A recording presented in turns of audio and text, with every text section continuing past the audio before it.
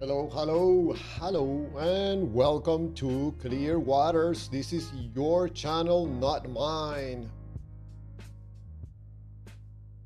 Who is Chulum? Who is Chulum? I see no face on that picture.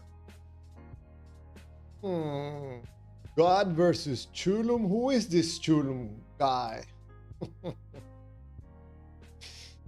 Practicing my evil laugh.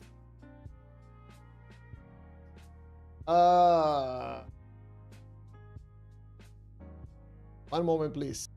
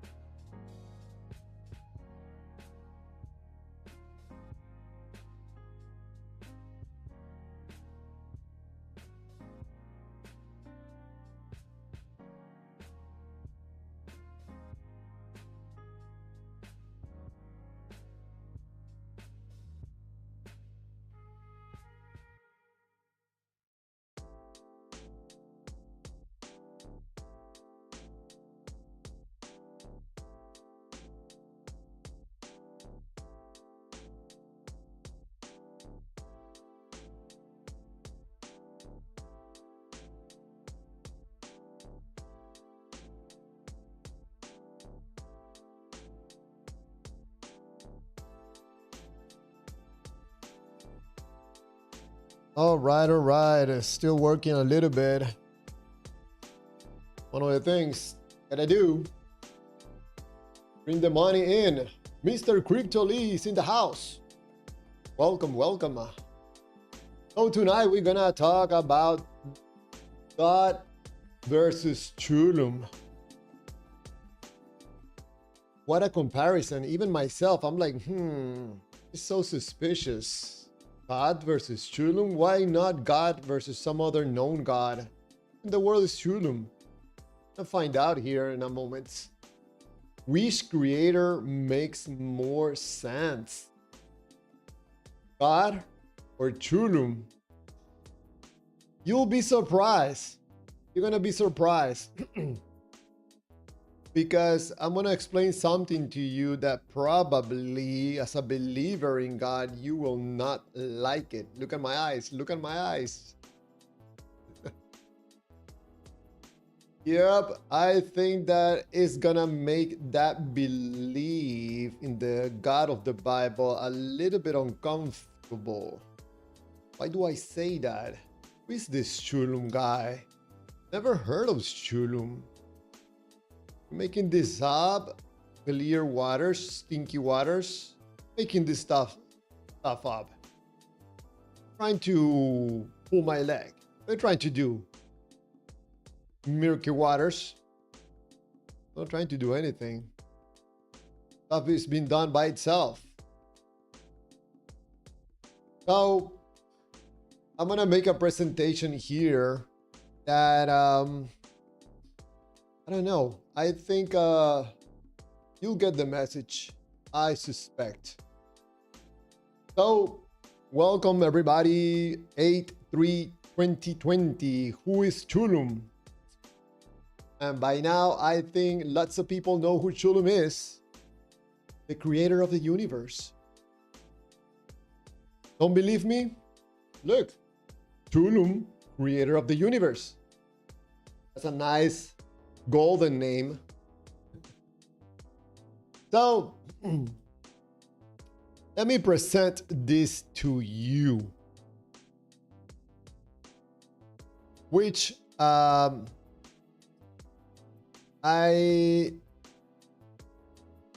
had to accommodate. If you give me just one moment here. Audio is working? Yes. Chulum, a space alien. Cryptoly, false idol, looks dark. I don't know. I don't know. After I do this presentation, maybe you look at God in a different lenses. I don't know. Maybe. It could happen. So, let me just fix my little presentation here. Here it is. I'm gonna take just 1 minute here, and then we're gonna talk about God versus Chulum. Which creator makes more sense? An uncomfortable presentation to make. Sure why? We'll find out here in a minute. I'm just bringing up. Yeah, allow me to give me just 1 minute here. Fixing something on my presentation. Sometimes I don't have enough time to make these presentations.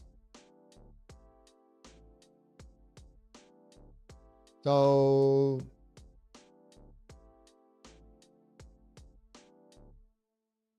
okay, this one. It's gonna take a minute. Be patient with me, please. I'm just bringing up another image that I did at the end that I would like to bring forward.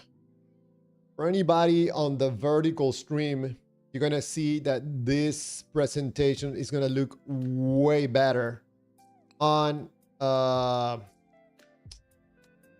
horizontal stream. If you don't mind, please go to the horizontal stream. You're gonna miss information on the vertical. I really did not have enough time to make presentations on both vertical and horizontal. So definitely, if you can, please move to the horizontal live stream. We're gonna start here in 1 minute. You don't want to miss it. You don't want to miss it. I'll recommend that you don't miss this presentation, because at least, as a minimum, I'm gonna make you think, or invite you to think. Image 5. So we go one more thing here. Image 5.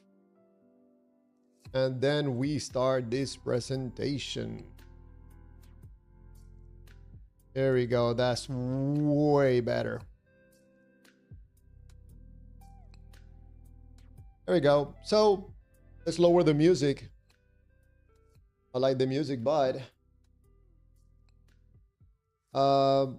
yeah, if you find yourself on the vertical stream, please just move to the horizontal stream, because this presentation is going to look way better on the horizontal stream.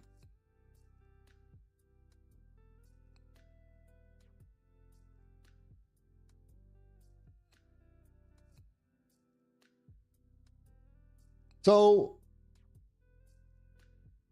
Chulum, if you don't know by now, is the creator of the universe. You might be asking yourself why you have never heard of Chulum before. I'm going to explain to you why. Probably, most likely, you have never heard of Chulum before. So on the screen right now, and let me bring up the image on my computer. I can see it more clearly. There you go, that's better.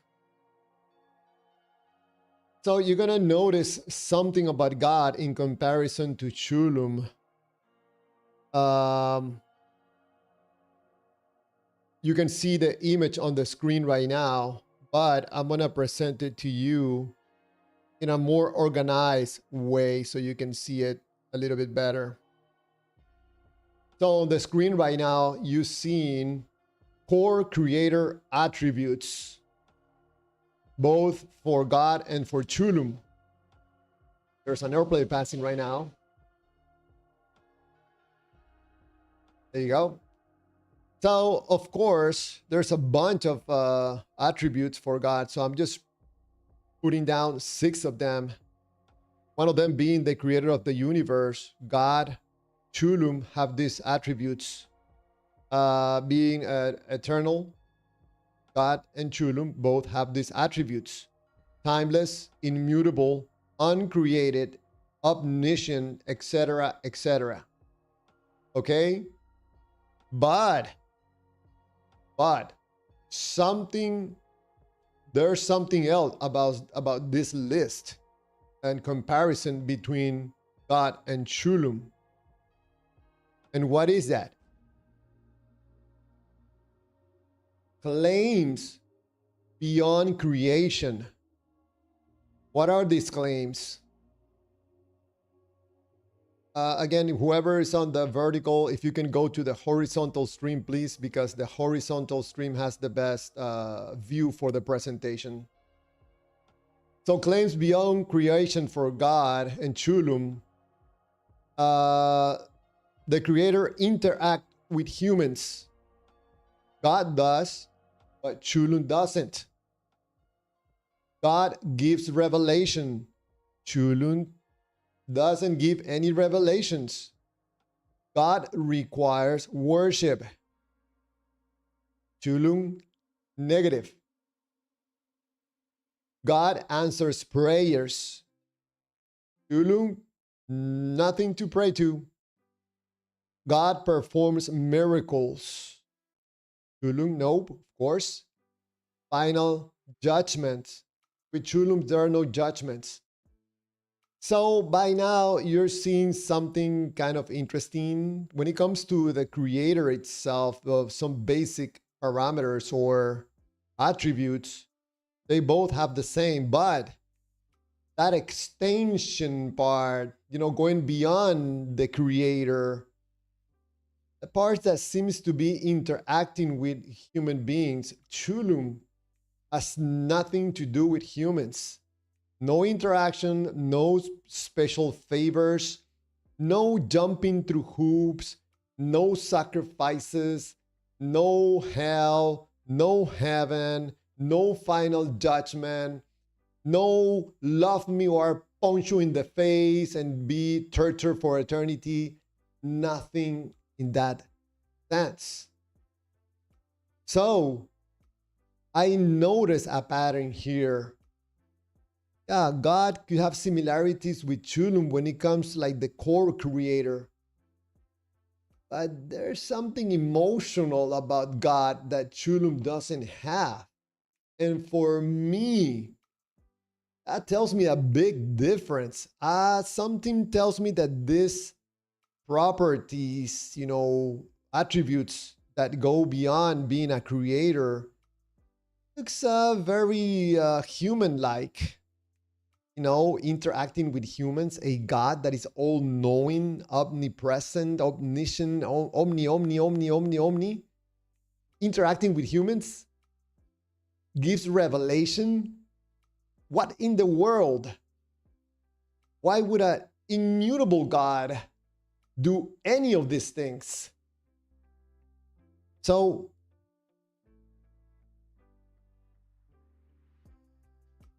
let me show you this. Anybody on the vertical, please go to the horizontal. What you're watching on the screen right now is not the presentation. So let me switch the screen.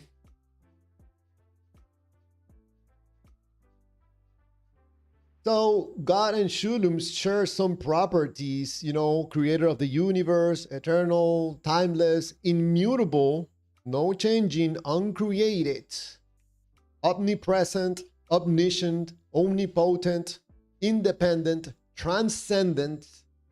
Okay, some of the more in-depth attributes, but here's where the difference comes. God has a property that is emotional. The God of the Bible gets upset, jealous, loves. What?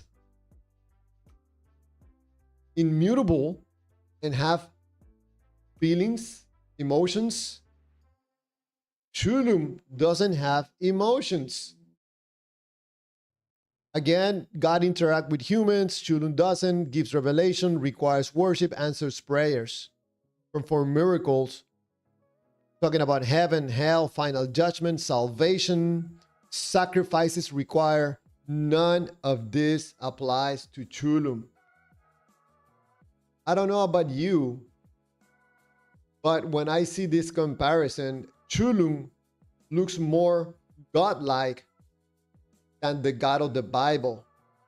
God of the Bible starts to take the shape of a human being. Seems to me that some human beings were a little bit, you know, with the pen, with the pencil. Hey, let's make this this God of the Bible more human-like so he can relate to human beings, because a person is gonna look to a God that has no feelings and doesn't perform miracles. It doesn't give any emotional benefits.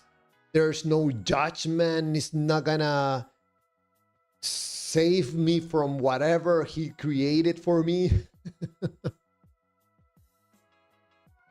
I suspect that you might be thinking also, hey, where am I? I don't see myself. Ninja feet.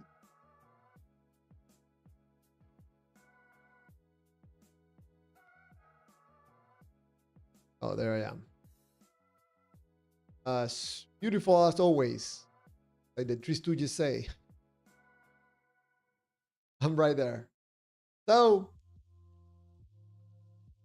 I know that you, as a believer for the God of the Bible, it's understandable for me that you would prefer to believe in the God of the Bible. Give me my feel good. The God is not going to give me a good feeling. It's not going to give me any emotional benefits. I don't want it. Give me the one that is going to make me feel something, that I'm going to have some meaning in my life. Give me the one that is going to offer me some eternal life. Give me the one that gives me the miracles. Don't give me a God that doesn't interact with me, that doesn't give me anything. I'm not interested. It's problematic. It seems to me that most believers could be falling into the emotionality of believing in the God that has more rewards, or that have rewards, instead of the God that offers nothing. The God that interacts and gives me the feels good, like Diva says, the feels good. I want that God. That's my God, the one that saves me, the one that is my Lord and Savior. Give me that God. Give me the God. I don't care about that Chulum. He doesn't look at me. He doesn't, you know, give me guidance. He doesn't do special favors for me. He doesn't make me feel good. Why would I want to worship that God? So as a reminder, you don't have to worship Chulum. If you are attached emotionally to the idea of a God that is, loving, of course you're going to be attracted to the God of the Bible. If you're a person that you're more neutral, you're not attached emotionally to any idea of any God or any loving God, you will be more aligned with the possibility that Chulum looks more like a real God and behaves more like a God than the God of the Bible. Why would a God has feelings and get jealous and gets upset and come up with plans? That doesn't sound like a God.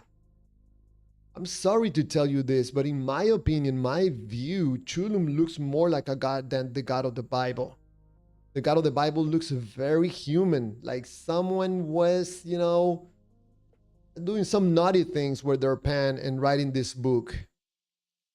This is extremely problematic for myself and, for someone that believes in this God of the Bible. What are you going to do with these properties of this God that seems to be very, very aligned with human emotions? Sounds fake to me.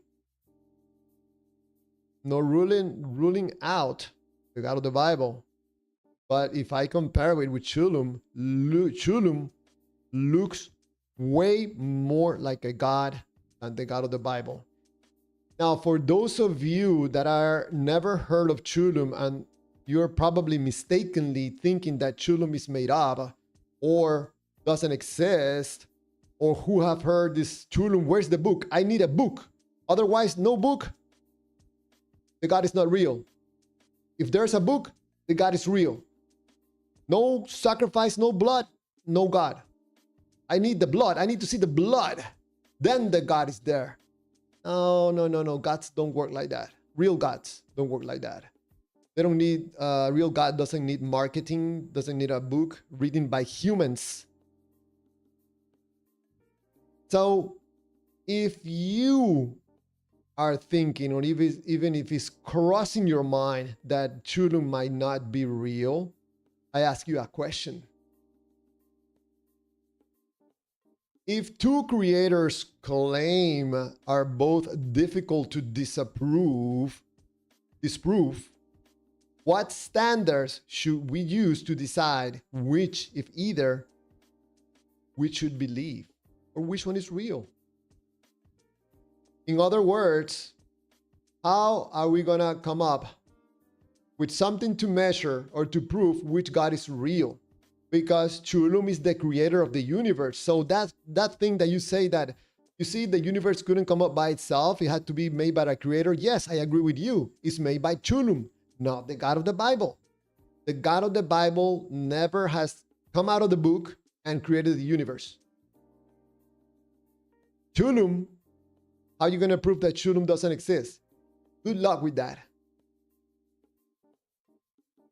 If anybody on this earth probably wants to contemplate the idea that there's a God out there, then you'll be better off studying and researching and trying to see if you can understand Chulum. Because with the God of the Bible, you have an extremely difficult obstacle in front of you. The God is full of emotions. And it seems to me that it's going to be very hard for you to honestly, in a balanced, centralized, or central objective way, try to prove that the God of the Bible is real. How are you going to do that with all these emotions in between you and God? Extremely difficult. I think that some of the conversations that we had yesterday on the Discord seems to me that you're going to have an extremely difficult time trying to come with some, deduction that you made, some philosophical sentences that you put up in order to explain the God, and you can prove zero, nothing, zero bolero about what you're saying about God. And besides that, even if it sounds, romantically a little bit like close to what probably sounds like a real God, I think that most likely you came to the conclusion that the God of the Bible is real, and you're just trying to align your emotions and whatever you found that sounds like smart, and you're gonna try to align it in a way that proves that the God that you believe is real is real. No, no. Believers that are attached emotionally to the idea of the God of the Bible and being loving, they're gonna go like, yes, yes, yes, yes. That's the God. That's the God. That's my God and my Savior. Anybody else that is a little bit more balanced emotionally and critically thinking? I don't see it. I don't see the connection. Actually, Chulum makes more sense to me. No changing my feelings, which is gonna change the way I think. No emotional benefits. No emotional attachments with Chulum. And of course, the hard one, no emotional manipulation. Chulum. A tough one. That's a really tough one. I don't know. I think that if you're not in agreement with what I'm saying, it's time to pass the page. It was gonna happen sometime. Someone is gonna raise their hand and say, you know what? I see way too many problems with the God of the Bible. It sounds extremely man-made. It sounds extremely human. It sounds very, very violent. This Murky Waters guy is talking about some other entity that, man, now that I think about it, it sounds more like a real God. You're not gonna compare the God of the Bible with the God of the Quran. You're not gonna compare the God of the Bible with Buddha or some other entity from another religion like Santeria or Voodoo or anything else. How about you compare it with a real God, not a man-made God? In my point of view, right now, just by presenting this information, the God of the Bible sounds like a rotten, no rotten, what's that word? Spoiled child that gets upset and throws a tantrum. I think that Chulum, right now, by this information that is coming out, is kicking this guy, God of the Bible's butt. I think that Chulum presents more an idea or a way what a real God should be behaving, like a real God. This Chulum sounds more like a perfect God than the spoiled brat tantrum God of the Bible, in my humble opinion. So you're thinking that Chulum is not real? Prove it. Prove that Chulum is not real. I'm gonna have my ears and my eyes very open to how you're gonna run that test to see which God is real. See, Chulum is real. Has his name right there, reading in gold. The creator of the universe. You're totally right. The universe couldn't come up by itself. You cannot have, like Ray Comfort says, scientifically impossibility that the universe came by itself. No, it's done by Chulum, the real creator of the universe. Oh, believers in the God of the Bible or the Quran or whichever God that sounds most likely man-made, you have a headache right now with this Chulum God that sounds like a real God. At least to me. That's my presentation about the comparison between this God from the Bible that behaves in extremely erratic ways, and Chulum that sounds like a more like a real God.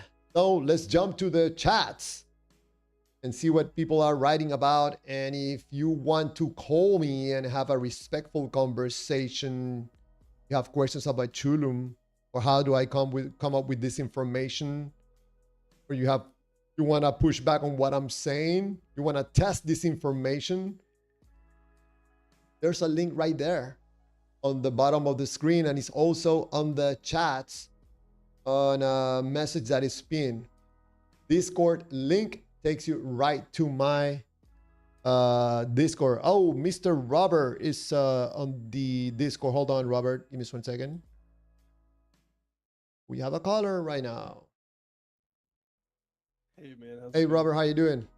Very well. Yourself? Good.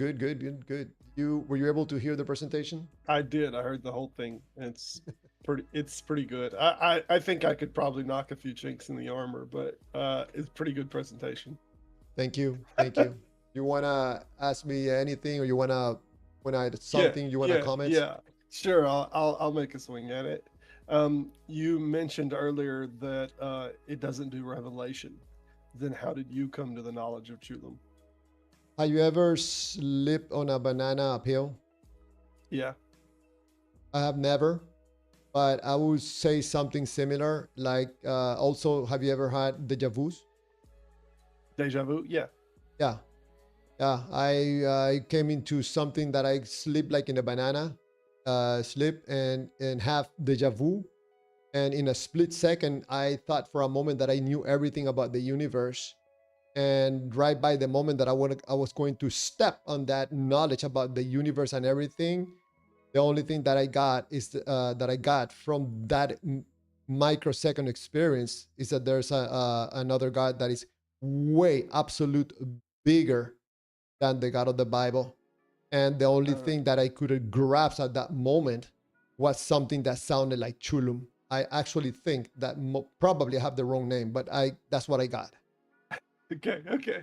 So not a revelation, but you've seen through the glass dimly, so to speak. You got a glimpse of something somehow that maybe you weren't even supposed to.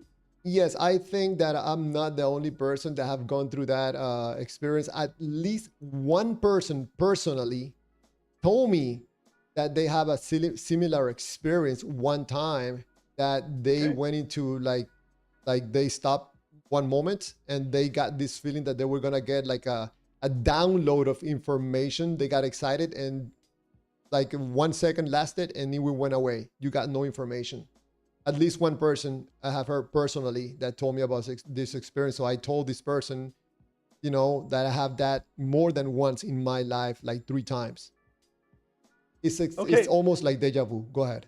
Well, you got the foundation of justification, whether that criteria is a good criteria or not. It doesn't meet falsifiability, obviously, but you have a criteria to hold the position, right? You have something that brought you to hold the position, and now it can't be falsified. It's in the same category as everything else. It can't be falsified. So yeah, I mean, I think it's valid that you come to it. I think the Bertrand Russell's teapot, everything, obviously all this still applies.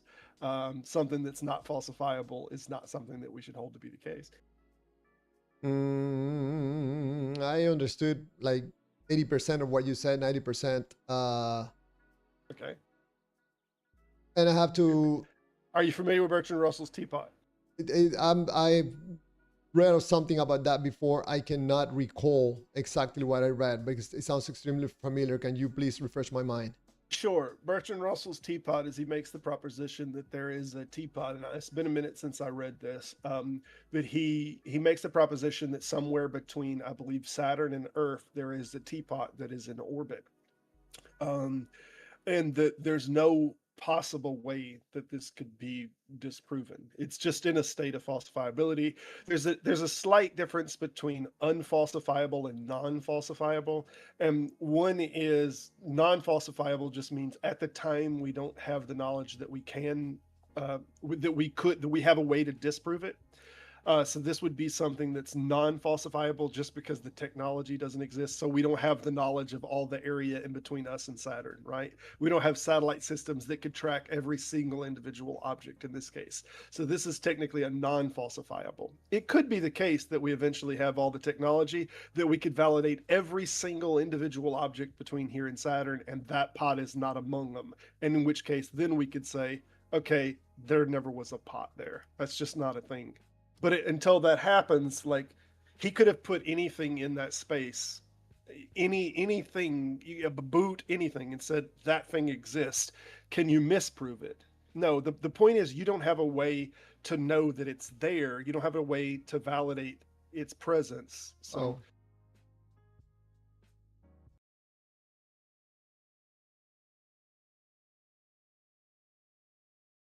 Falsifiability standard.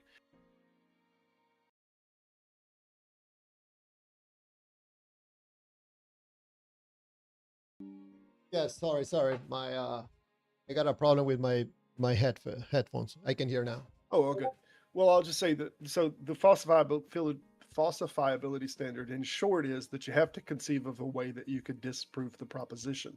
So if the proposition is not making some predictable thing or not making a standard statement of X cannot happen. So if you make if you say there's a physical set of laws that prevents X, if you could prove that wrong in some way, is there something that could happen that could prove that wrong? And if there is, then it's falsifiable, right? If there's a way that your proposition could be proven not true, but if there's not a way in any way, shape, or form, you can't even imagine a way to prove that it's not true, then it's non-falsifiable, in which case it's not a scientific claim. Well, I'm glad that I asked for an explanation because I was totally mistaken. I was thinking about something else that I thought I heard before, but I never heard of that teapot Yeah. explanation before. But you know, if someone asked me, Javier, are you sure that Chulum is real? I would tell them no, absolutely not. Okay, fair. Yeah, you know, same with the God of the Bible. I don't know. I cannot prove to anybody that the God of the Bible is not real. It doesn't exist. But that applies with Chulum.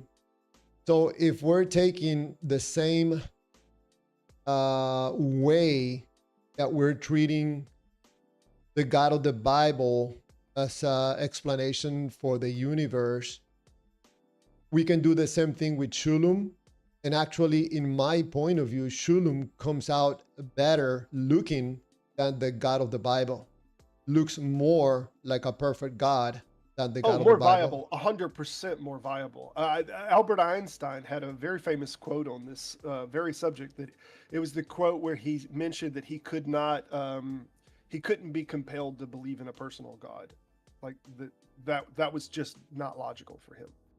So I don't know that he ever thought there was a God, but he was never going to buy into the personal God thing. That was just illogical.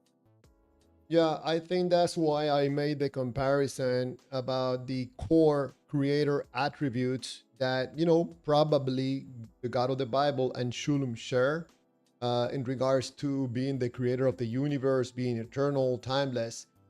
But then the claims beyond creation that are attached to the God of the Bible and not to Chulum, I think it makes a huge difference, because that's in my point of view when the God of the Bible starts to sound more like human and not like a God. It starts to sound more contradictive, less perfect than Chulum. You know, having like interacting with humans, gives revelation, requires worship, answers prayers, perform miracles, and has a final judgment. It makes plans. Has all of these check marks of how he wants things to fall out, you know? Yeah, it starts to sound more like human. I think that someone probably made the mistake of starting writing this stuff in the Bible and never thought that anybody would start analyzing the Word of God and start to understand that this God sounds more like a human than a God. like a Yeah, personal God. I actually think it's more complex than that. I think what happened is there was the Jewish ideas of God, and then the Greek ideas of God like had problems with some of those because the Greeks were slightly more philosophical and more educated, but the Jews like they didn't have problems with a lot of these things. Like I think I'll give you a primary example: the idea that that we when he ate of the fruit that some kind of death actually happened. This is a post facto Christian creation. Like the story was that from the Jews that God said that he'll eat of the fruit on that day he shall surely die. The serpent said that that won't happen, and in reality it just didn't happen. So what happens now is because Christians come to the text with this idea that God could not lie and that everything he said in some way it has to be true, then they have to reimagine death, right? So God says, on the day that they eat, they shall surely die, because that didn't happen. Rather than them seeing this as, oh, well, God just said something that didn't come true, they now have this idea that that can't be the case. So they have to reinterpret what God meant by death, right? So he meant a spiritual death. He meant like none of that is in the text. That's just ideology and framework that they come to with the text because they have modern Christian ideas about it, and this is called Christian interpolation. They read it through the framework of their ideology. So it seems to me that they start attaching like human properties to the God in order to serve another purpose that is not the initial creation of the God.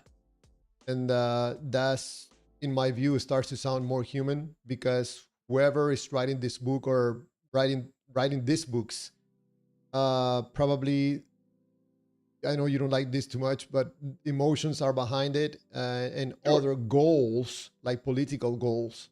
Sure, absolutely.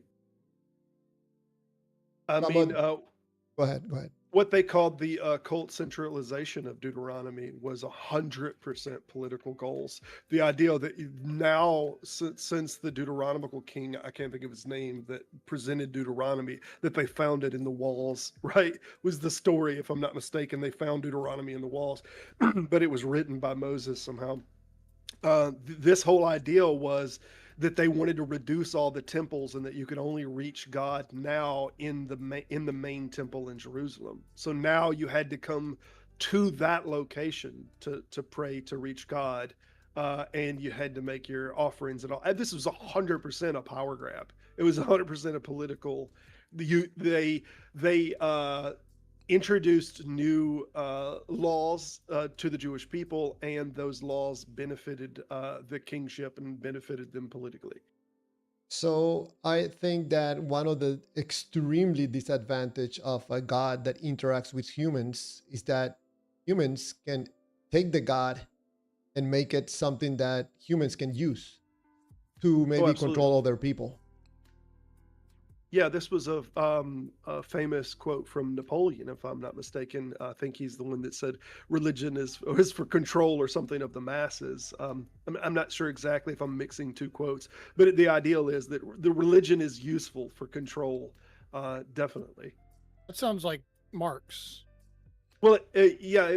If you've ever read, King James actually had a book called "The Right to Free Monarchy," and his Mm-hmm. idea in that book was that the rulership that most resembles divinity is monarchy, and that to challenge him and his right to rule is to challenge God.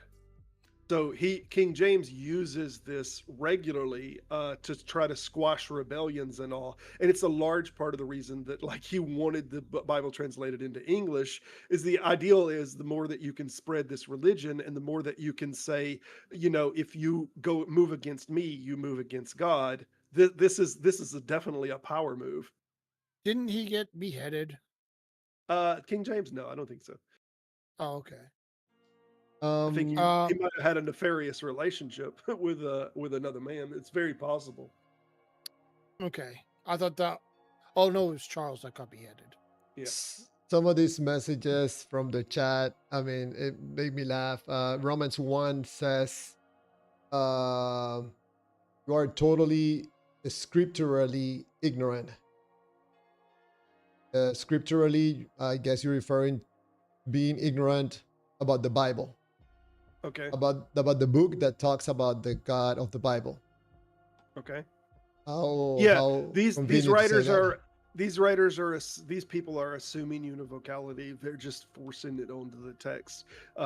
They think that everything that the writer of Romans said is in agreement with everything that the multiple different writers of Genesis said. But I mean, we have scholarship on this What? subject. Right, right. No, Uh, there was only one writer of Genesis. It was Moses. We all know this. yeah. But we have the documentary hypothesis is how that generally is sorted out, and Genesis 2 is actually older than Genesis 1 by a significant margin.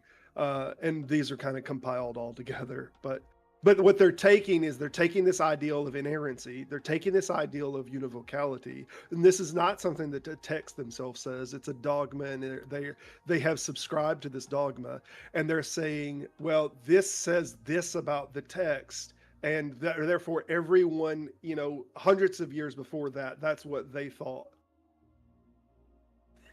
Uh, Thank you, Wendy Kirkland, for the Yules. Thank you so much. I appreciate it. Diva is asking an interesting question. Says, Javier, I want to learn, what did Chulum create us for? To answer your question, I have no idea. What did he give us all? Basically similar consciousness. If he isn't interested in punish us, or if he doesn't care if we commit evil, why? I have no idea.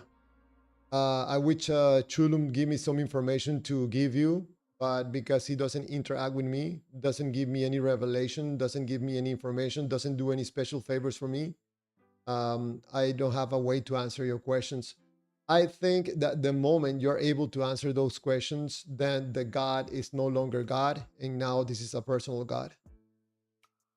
So I that could explain why probably we don't have the answers for these questions from Chulum.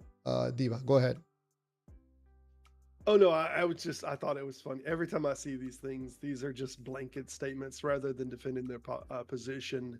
They make these ad hominems like, "Wow, you're so incredibly clueless," but they won't make a statement as to why or what's wrong. Yeah, I mean, I'm not sure that they even know what the documentary hypothesis is, but this is this is widely subscribed to by the majority of scholarship, that this is how it unfolded. So if there's something that I'm saying that is incorrect here, I'm in good company. And I would like to add to Diva. Diva, I think with Chulum, you have probably the inconvenience that you cannot jump everything that you can test, measure, or research and just jump to the conclusion that Chulum is real because of a feeling that you got. You're not gonna be able to do that with Chulum. Probably you're gonna be able to force yourself into come up with information that you can test in order to trace back Chulum, because there's nothing to attach yourself emotionally to Chulum. Yes, you can do that with with God of the Bible, not with Chulum, which I think, in my point of view, you are attached emotionally to God.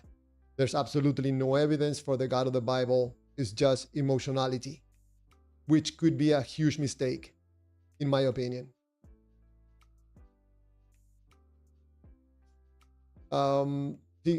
TP Seeker should add Dust Bunny as another god. Clear waters, like dust slowly appears on a clean window, heal over time. Okay. I don't understand your message. I guess you come up with any god. Yes, I guess yes. And old boy writes, dust is your god. Yeah.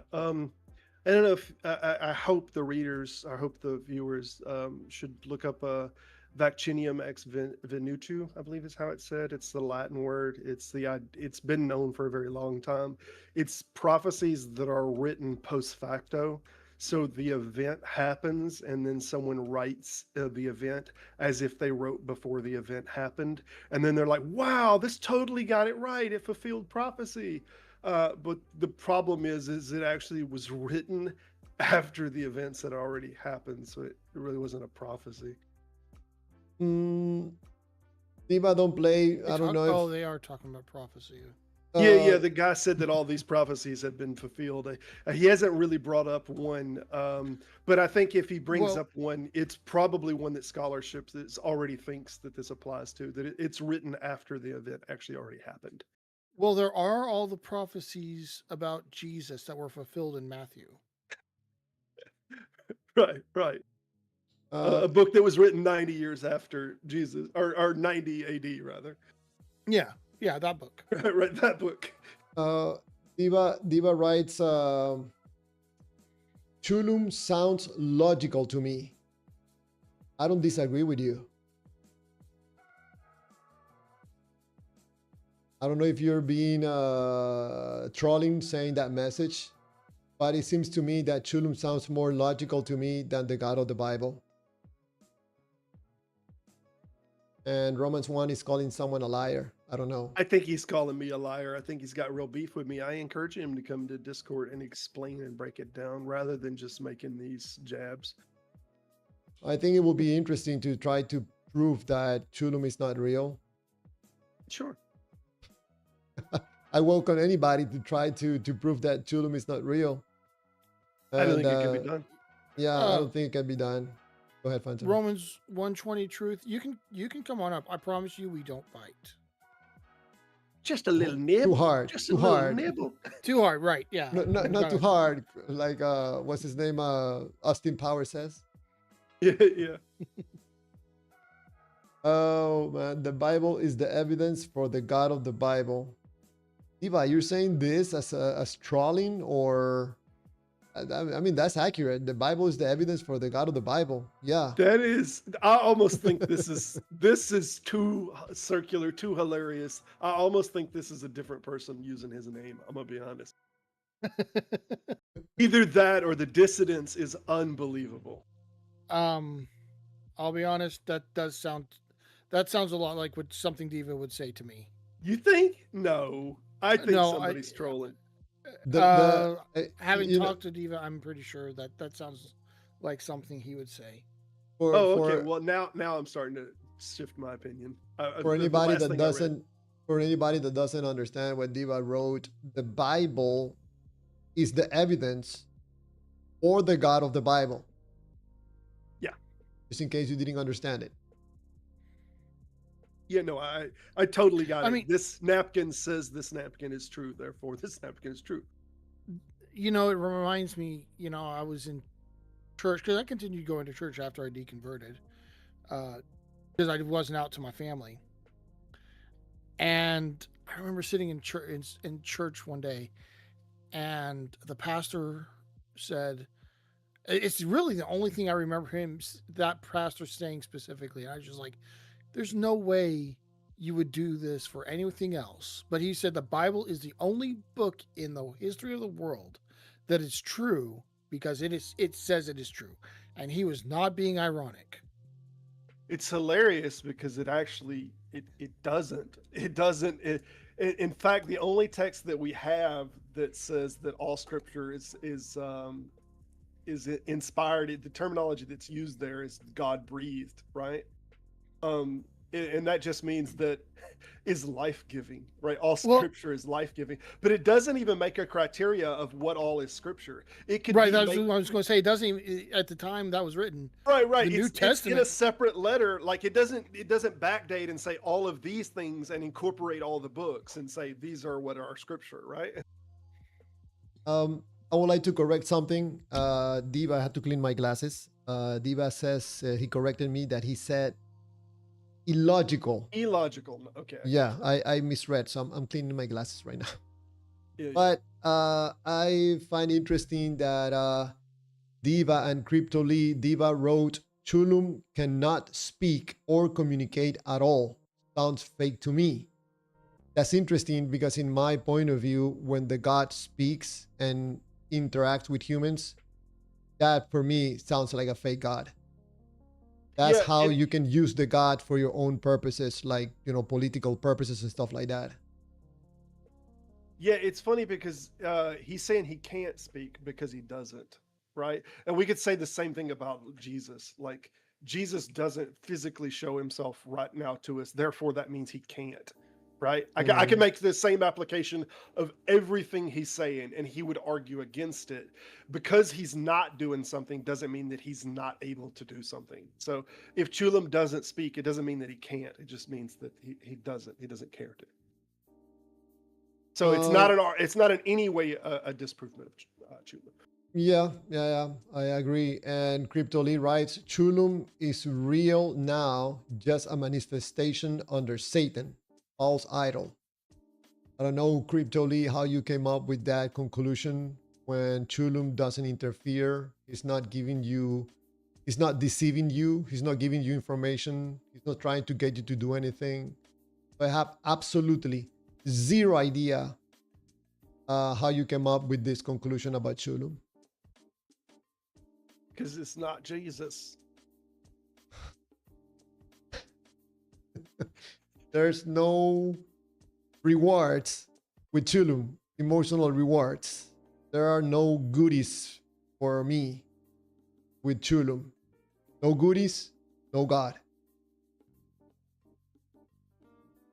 I don't know what bring up the The link means. Romans 1, the link is at the bottom of the screen. Oh. Sorry, let me bring it up again. And also it's on the chat. It's on a pin message on the chat. It's on the bottom of the screen also. And you're more than welcome to come, Romans 1, and have a respectful conversation. For anybody that is on the vertical stream, I welcome you to go to the horizontal stream where the presentation looks better and there's more people also on the horizontals.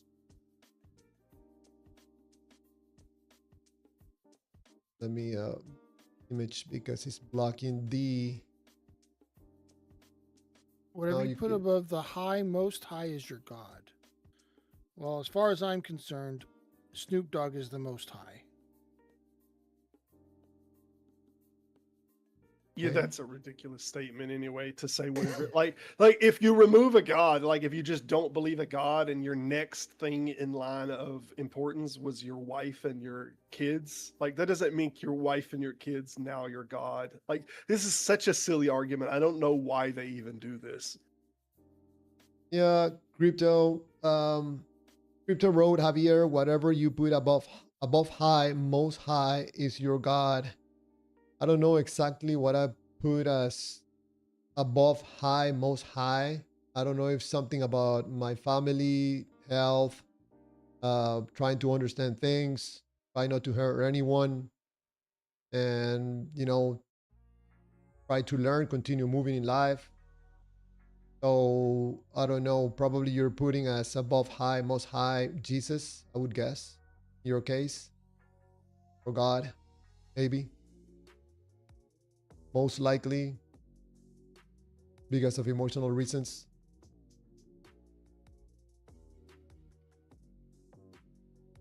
Romans 1 says he's working on it. More than welcome to call on the Discord.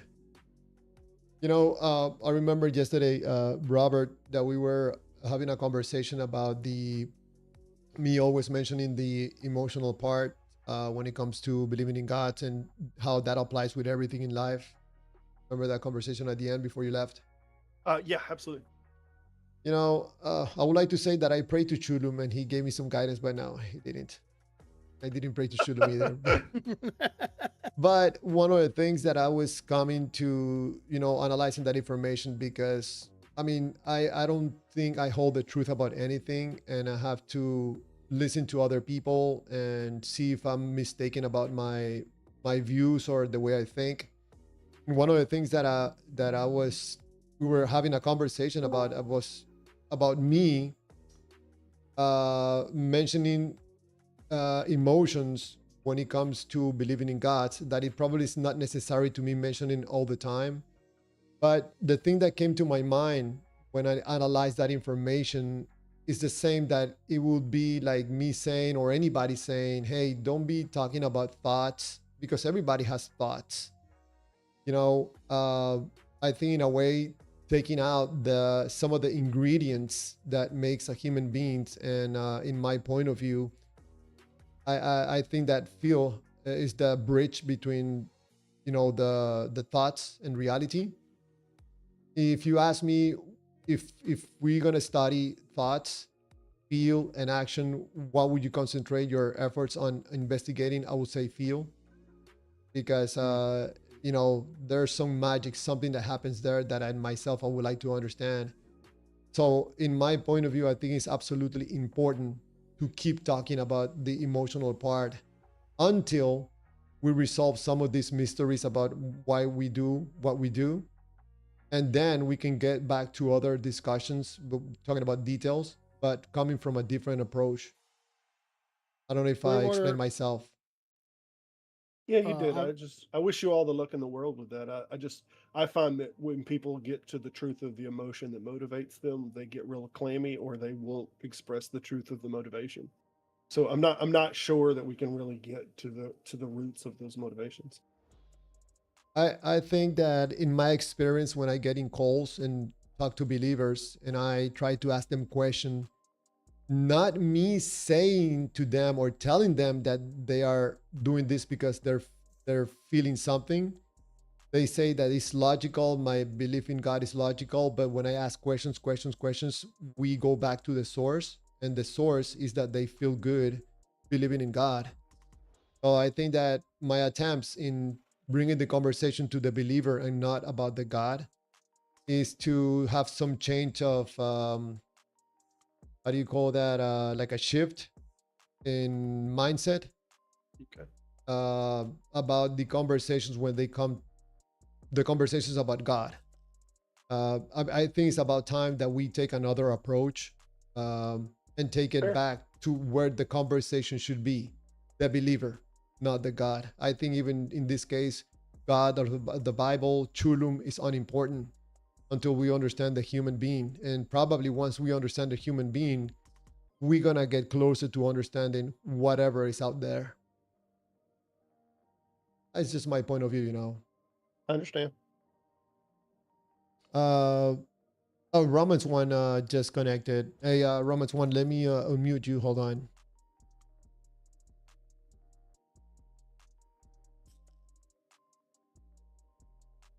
Thank you so much, Phantom, for this, man. yeah, no problem. You're muted, Romans. I still show him as muted. Yeah, he's still muted. Oh, there All he right. goes. Sorry. Hey, How about Romans. how about now? I can hear you Yes, now. we can hear you now. Perfect. I did that. We did that to protect the server. So, but now you are allowed to be on the server, so I don't have to unmute you again. Welcome. Oh, okay. All good. Hey, thanks. I appreciate it. No, Mm. sorry. I get frustrated when people misinterpret scripture and Okay.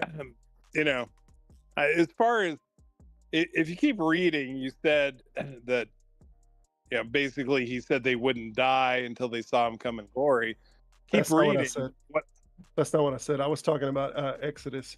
That he said that they would the day that they ate of the fruit that they would surely die. They I did. was talking. They didn't die You, the day they ate of the you, fruit, and you, well, you want to know the explanation to that? What does the yeah, Bible I tell? know what the interpolation is, Romans. I know what Okay, Christianity has tell me. brought to it. It is that it is a spiritual death. That there is that No, there is that's not it. that there is a salvation. There's a price that has to be That's not paid it now either. for the death. Well, it's whatever it is. It's not that they physically die, which is what the text simply said, that on the day that you eat it, you will die. Right. Everything else is a translation of that to try to fix that it didn't happen. Well, actually, it did. They did die that day. Okay, all right. Tell me how they died.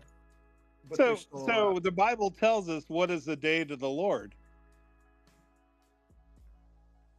1,000 years, right? You agree with that? The Bible does say that, but that's a Okay. later text. It's How not long written did they at the live? time. Did they make it past that day, or did they die short of that day? So they died that They day. died short of 1,000 years, but there's no Exactly. reason to think that that is what Why? he meant. Because you're now wanting to fix it because you want univocality and you want everything that he said to be true. So you're adjusting what he meant rather than meaning That's this your day. that's your But interpretation. in the same, but Romans, in the same text, he's given us what a day and a night is. In the same text, Right. in Genesis, Why?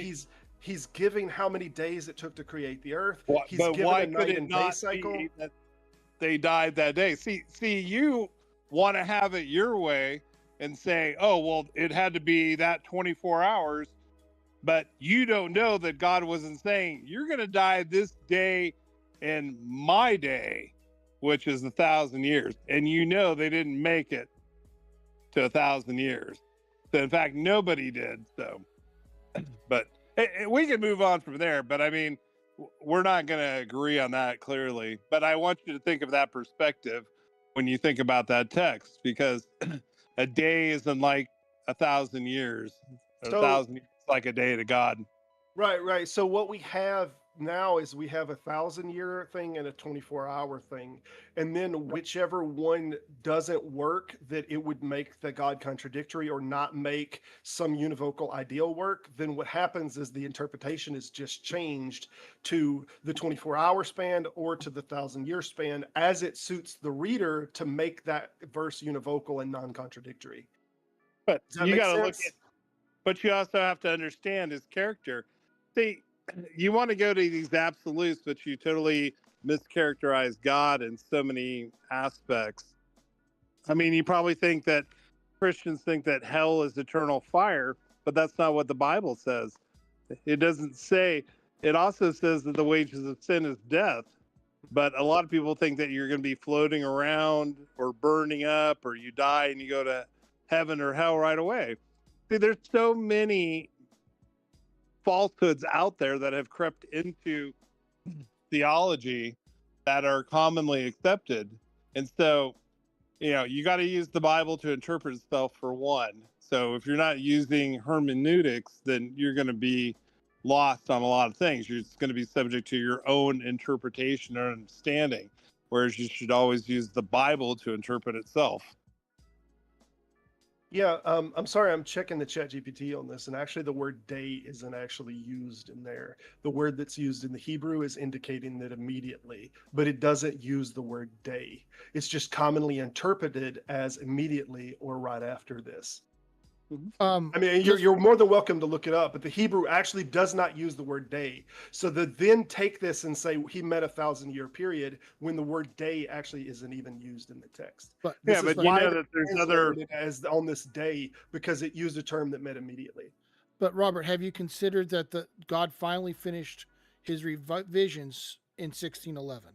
Come on.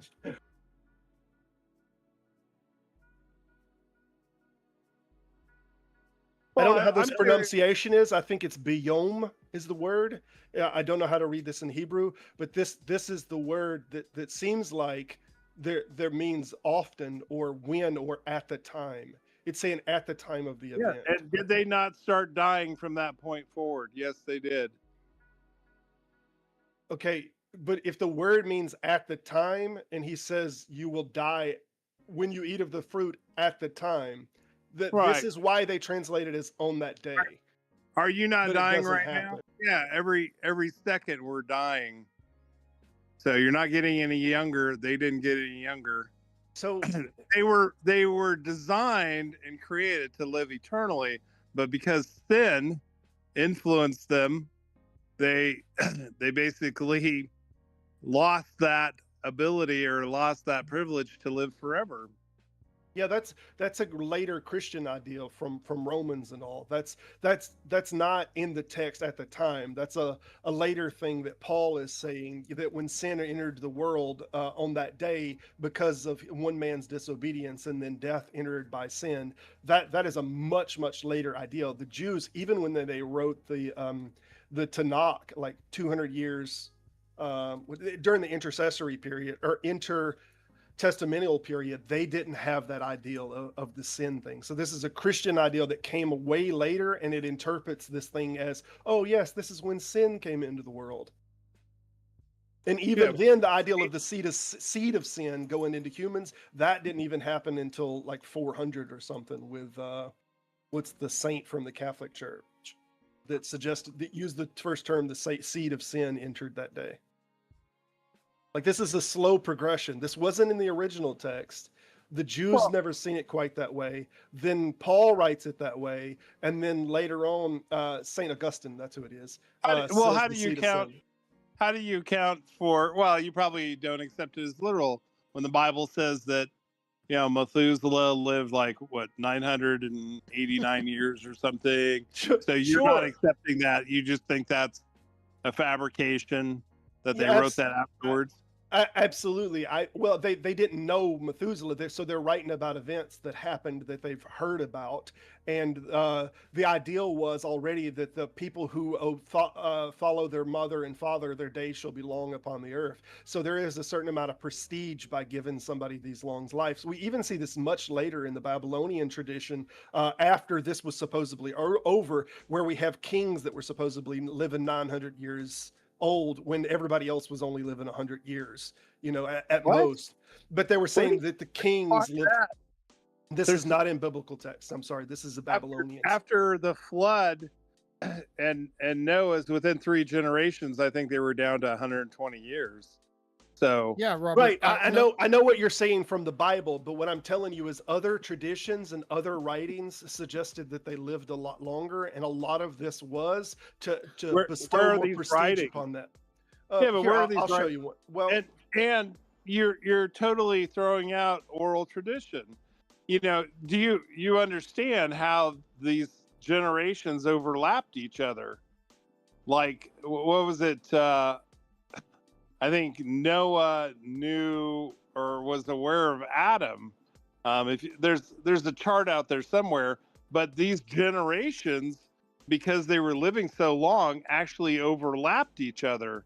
So not only did you have oral tradition, which if you've studied anything with native or indigenous or early Jewish, they were precise. So saying that it's all, been lost and written after the fact. I mean, just for example, I watched an interesting thing the other day on AI about analyzing the Bible for inconsistencies. And a good friend of mine is actually an attorney, and he said that the 4 Gospels actually lend credibility to the truth versus a collaboration. So just like a car crash, if you have 4 independent witnesses, they're going to all have different perspectives. So that doesn't mean it's not independent. It doesn't mean it's contradictory. What if they're not that independent? Was something J. Warner Wallace said, not an attorney. Yeah, but Romans, what if they're not independent and the majority of scholarship thinks they're not independent? What if these 4 witnesses, none of them at all were eyewitnesses, and that the oldest text was from Mark, and by the Bible's own admission, Mark was not alive when Jesus was. Even by the Bible's own admission, even if Mark did write it and he was the earliest one, Mark wasn't around Jesus. He never met him. Let me ask you this. How did the Bible know about events that would happen as late as the 1800s? It didn't. I mean, you can do these vague things, and we've done these with other people, that like wars and rumor of the wars, or we take something and we interpret it as, oh, well, they knew something that they didn't. What's the Chinese guy, Phantom, that they still saying that his predictions are still coming true to this day? Yeah, I don't know any Chinese guy. Yeah, I don't know. Yeah, I mean, a lot of that's fictional, but yeah, it's very, if you take a look at the Daniel prophecies, so all time prophecy has ended. So, but there's still future prophecy, and I'll just tell you one that's going to happen, and you can refute it. But when it does happen, then hopefully you'll remember this conversation. So one of the things that it says, it doesn't say, but Nostradamus. Huh? Oh, I didn't Nostradamus. Maybe it's not Nostradamus. Chinese, but that's the name. Nostradamus. People have been claiming for hundreds of years that things that he is saying is still coming true. That's That's just a like reading regular. your horoscope. I mean, it's written so vaguely that it could apply to anything. Agreed. Hey, You're a smart guy and you're going to have much luck today.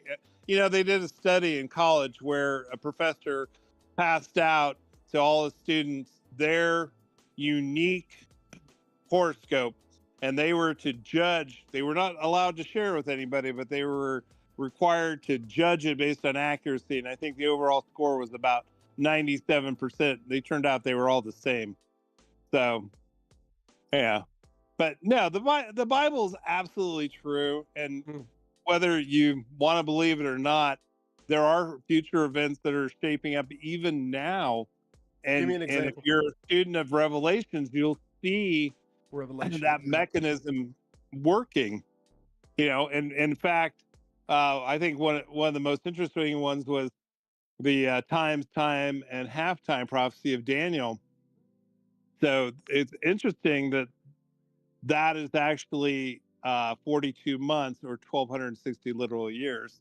And it talks about the rise of the papacy. And then ultimately in 1798, the staunchest supporter of the papacy early on was France. Wait. Show me where does Daniel talk about the papacy?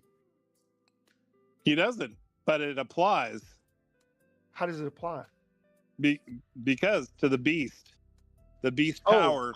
So we were talking about vague translations earlier, and now you got the beast and the papacy, and now somehow they're the same thing. Do you think they had the word papacy? I have to ask you a question, Romans 1. What does God have to do with prophecy? How do you know that God is real based on prophecies? Oh, it's vitally important because psychics don't exist. No, it seems no, the reason I'm asking Romans 1, it seems to me that this is something that you learn from someone else. Like, you know, prophecies. There's prophecies, it has to be a God. But this is something that you learn because these prophecies, you're not getting them from God. Well, it's in the Bible, and the Bible, I believe, was inspired. But we've already addressed the one that you just said is not in the Bible. You said it was, and the now word you're papacy. That's right. There's nothing unambiguous about this. We could make any nation a beast. If Russia was a totalitarian, we could say Russia was the beast. Any nation, any group, any power dynamics. 1200. Okay, so since you're so wise, show me where a time period of 1260 years where Christians were persecuted, okay, out of Rome came that power, okay, that power spoke blasphemies, and we know what blasphemy is: saying that you're God, thinking you have the power to forgive sins, and being able to change times and laws.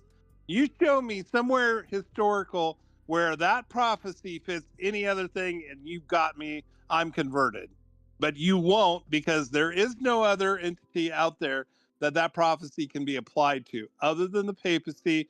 538. I don't know what prophecy you're talking about. What you're saying is not in the text. No, you told me 1200 years. Show me, but show me where the text is that 1200 years that the beast is supposed to reign. Like, that's not in the text.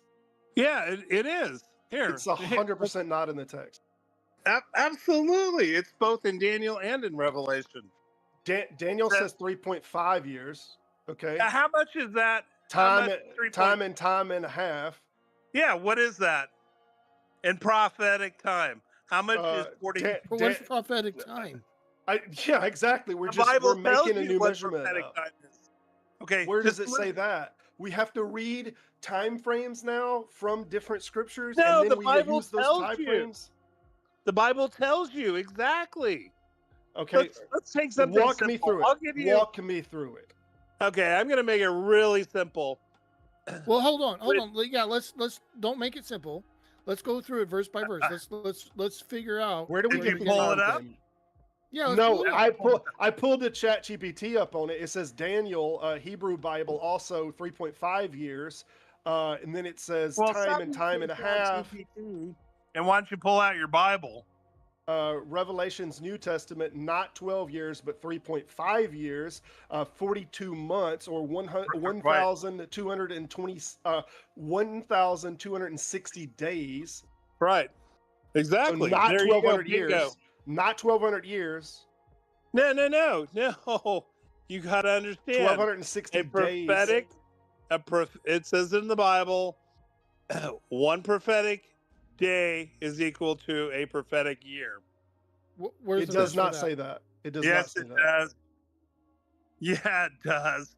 Hey, Romans I'll 1, find it for you. if I might have a question real quick, what are the chances that anybody besides Robert and Phantom or anybody else will convince you that these prophecies are incorrect or are not from God? What are the chances? 1%, 10%?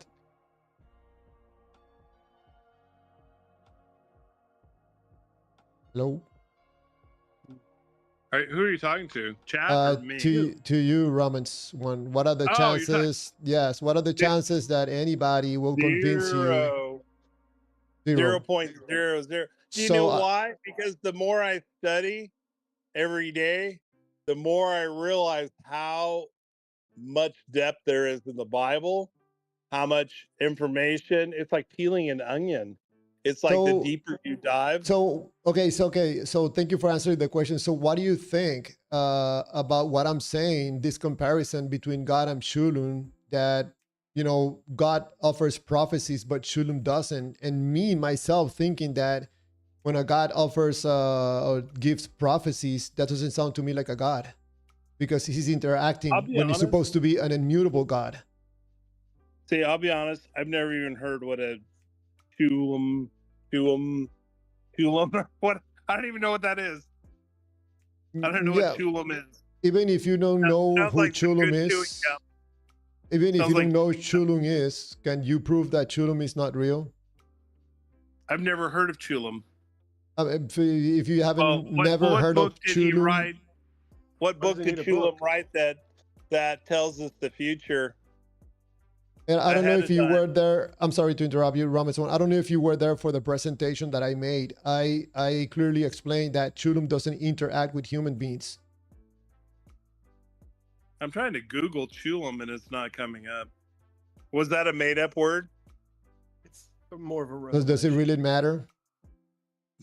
Well, yeah, because it sounds like fantasy. I kind of like to stay grounded in reality. It sounds like it. So hold on. I'm trying not to laugh. Romans 1, grounded in reality about the God of the Bible. Yeah, absolutely. But I made a presentation where I'm presenting supposedly two gods. It seems to me that the Chulum sounds more like a god than the God of the Bible. Even if Chulum is made up, still sounds more like a real God and not the God of the Bible, which also can be made up. This is a problem. I think Romans just wants to he denies Chulum in his unrighteousness. Doesn't align with the God that interacts with you and most likely ends up being an emotional connection with you. Yeah, we talked about that one time at length, and I kind of felt like you were trying to put words in my mouth. You're like, oh, they don't want to answer the question. Yeah, but I'm not. I don't get like, it's not like a high. It's just kind of like it's kind of like a marriage. You get married, you're all giddy, but over time, you just kind of settle down into a routine. It's not this, so I think that there's a lot of comparisons. It even says that, the church is the bride. There's a lot of comparisons about believers, being the bride waiting for the groom. So I think that it's the same way in your Christian experience. Yeah, I would say that, yeah, there's some emotional that goes on for sure. Everything you do, there's gonna be some emotion attached to it. But but I think you mischaracterize the experience as like this euphoria, which is like blatantly not even accurate. I don't even. Can I Can don't. I ask something? If you hold on a second, Good. Romans 1, in my point of view, the reason that you believe in God is nothing else than because of how you feel about God. That's my point of view, okay? No, it's because I believe. Yes. yeah, whatever you But that's believe not really is. emotional. Oh, it is 100% emotional, not Well, 99.9. But if you allow me just 1 second Sure. to mention something, even if you believe in God because emotional reasons, I'm okay with that. Is the moment you start saying that God is real and God is, this and that, which I think you're departing from what is to me okay to have meaning in your life because you have an idea that there's a God. It's okay to have feelings towards that. It's the same as, for example, you having feelings toward your wife and you feel very good about your wife and you love your wife, but your wife doesn't want anything to do with you, and you still feel like you love her and you want to be with her. That's wrong. And you can still have good feelings. That God loves doesn't mean you that what you're infinitely. trying to achieve is going to be good. Yeah, but God loves you infinitely. It doesn't See, matter what you see, do. He I'm doesn't like. sorry, Robert. Go You're ahead. jumping into that. What I'm saying, that you're gonna get into trouble. Not into trouble. You're gonna get into a position that puts you into the believing category. You're not talking about something real, and you want to make it real because of how you feel about it. It feels real to you. That doesn't make it real. But he loves you, Clearwater. But it would be obvious. He wants the best for you. It's pretty evident that he says, "Why should you perish?" He doesn't want you to die. It's called the strange work. You talk about how vengeful God is. It actually talks about that. It's a strange work, him having to destroy the evil and the wicked. It's not something that he wants to do. But remember, you have choices in this life, and what you do in this life matters for eternity. So What you're describing right now, Romans 1, is not an immutable God. It's not a timeless God. It's not an omnipresent God. You're talking about something that is very human-like. Gets upset, grant his how is that wishes. human-like? I'm saying, He despises sin. That's quite contrary to humans that embrace it all the time. I mean, He I'm sorry, repeat that again. no, he despises sin. Yeah, despises a God that is immutable. How does that work? Why would he accept sin?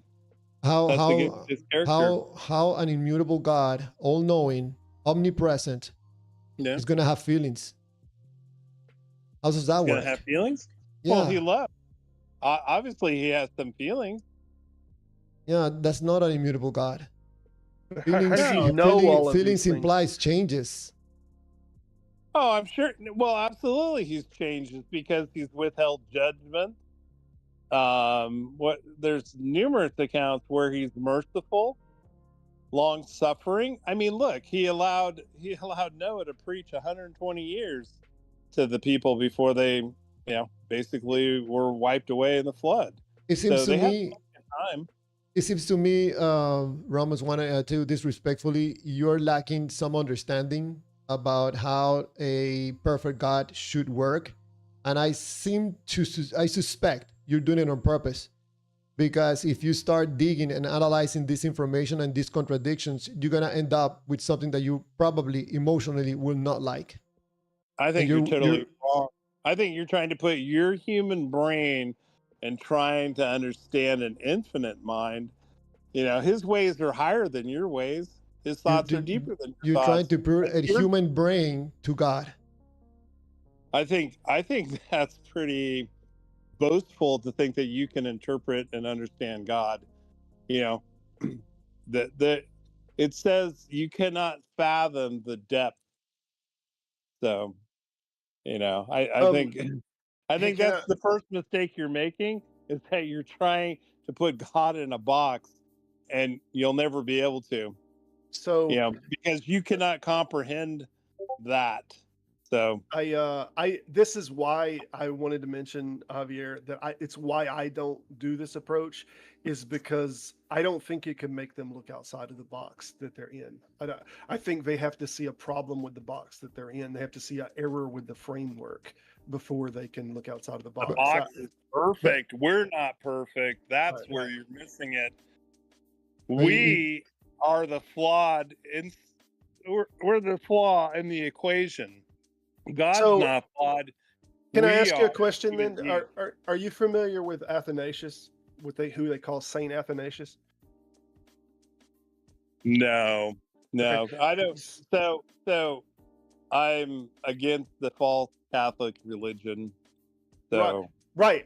I agree. I am too. The problem is Saint Athanasius was the primary saint or priest that pushed for the book that you were talking about, Revelation, to be accepted in the canon. He was the main priest. The majority of the priests at the time, such as Irenaeus and many others, that they did not want to consider Revelation's canon.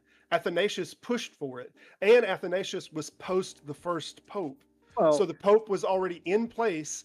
Athanasius pushed for Revelation to be incorporated in the Bible. And if he wouldn't have won that, then you wouldn't be citing this to me. So I'm curious, since well, you think, no. no, hold on, let me finish my thought. Go ahead. I'm Go curious, ahead. since you think all of these Roman Catholics, that they're corruptible and all these saints and everybody that they're talking about now, that they're the reason of all of this corruption, have you went back and evaluated the historicity of all of these books and why they got accepted in the canon, and have you rethought your own canon, or have you just accepted what those corrupted people have made as a canon? Well, no, because we know that the Bible in its current form is the correct form. How do we know How do that? we know that? Because it's also in prophecy about the two witnesses. So if you know what the two witnesses are, which would be the Old and New Testament, then you realize that during the French Revolution, when the French burned and banned the Bible for 3.5 years, which is exactly what the Bible says, that they'll be basically in the street and mocked, then we know that the current form, is correct, because those are the two witnesses that are identified in Revelations. So Okay, so what you might not know is that there is no such thing as a set New Testament. Protestants have 66 books in their or they have a total of 66 books. They have right. 27 in the New Testament. The Catholics do that 27. The Eastern Orthodox do a few extra books. There's no Right. religious group that has set, like, all of these different New Testaments will have different amounts. So Well, even we know the the Old Testament. Catholics. Yeah, but the Catholics even changed the Ten Commandments. So, I haven't really studied much on the Catholic Bible, but I know there's differences there. I think they include some books that we don't believe are even inspired, but they did change the Ten Commandments. So Yeah, they've they changed split. tons of stuff. There's lots of Yeah, stuff that's changed in your KJV Bible that wasn't in the oldest original text. yeah. Well, Like the long ending of Mark is not there. Mark 16:8 is where the original and the oldest text that we can find ends at 16:8. The rest of those verses where Jesus came out and went to and saw Peter and saw the rest of the people, like, that's not in the oldest text of Mark. And John, the woman taken in adultery, is not in the oldest text. and I can't really make comment because that's not something I've even looked into. The So Johannine comma, where it says that there are three that bear witness in heaven, the Johannine comma is a massive change that says now goes the Father, Son, and Holy Ghost. But originally it just said the Spirit, the water, and the blood. blood. Yeah. Do you know what that is? No, I know what you think it is because you think it's a Trinitarian thing. I assume if you're Trinitarian. Well, I do believe. Right. Yeah, I believe one God, three persons. Right. But that Not that three text gods. originally this is called the Johannine comma. I think it's John 8:5. It has massively been changed. And this is one of the most recent massive changes. This is like 1550. It was significantly changed. Yeah. So I mean, that doesn't. That's not really going to change my position. It's not something I've looked into. I mean, I know, from family who have done much more extensive study of the Bible than I have, decades and decades. I mean, 60 years of study of the Bible. And yeah, there are little translation things like that. but you got to take it as the whole. So It seems to me that Romans 1, that there's no amount of information that can be presented to you that will take you away from your belief in the God of the you're Bible. right. Yeah, you're right. All I want to do is be able to share that belief with others, that and you don't have to believe what I'm saying, but I feel bad because time is short. Things are happening even now, that are pointing that we are very close to the end. And I would feel very badly if I didn't at least do my part, to share with people, kind of, like the three angels message, you know, fear God and keep his commandments, that, things are Yeah. going to happen. Romans. Romans 1, if allow me, Robert, for a moment, you can have this is something that, this is a conversation that Robert and me have, and, also with Phantom.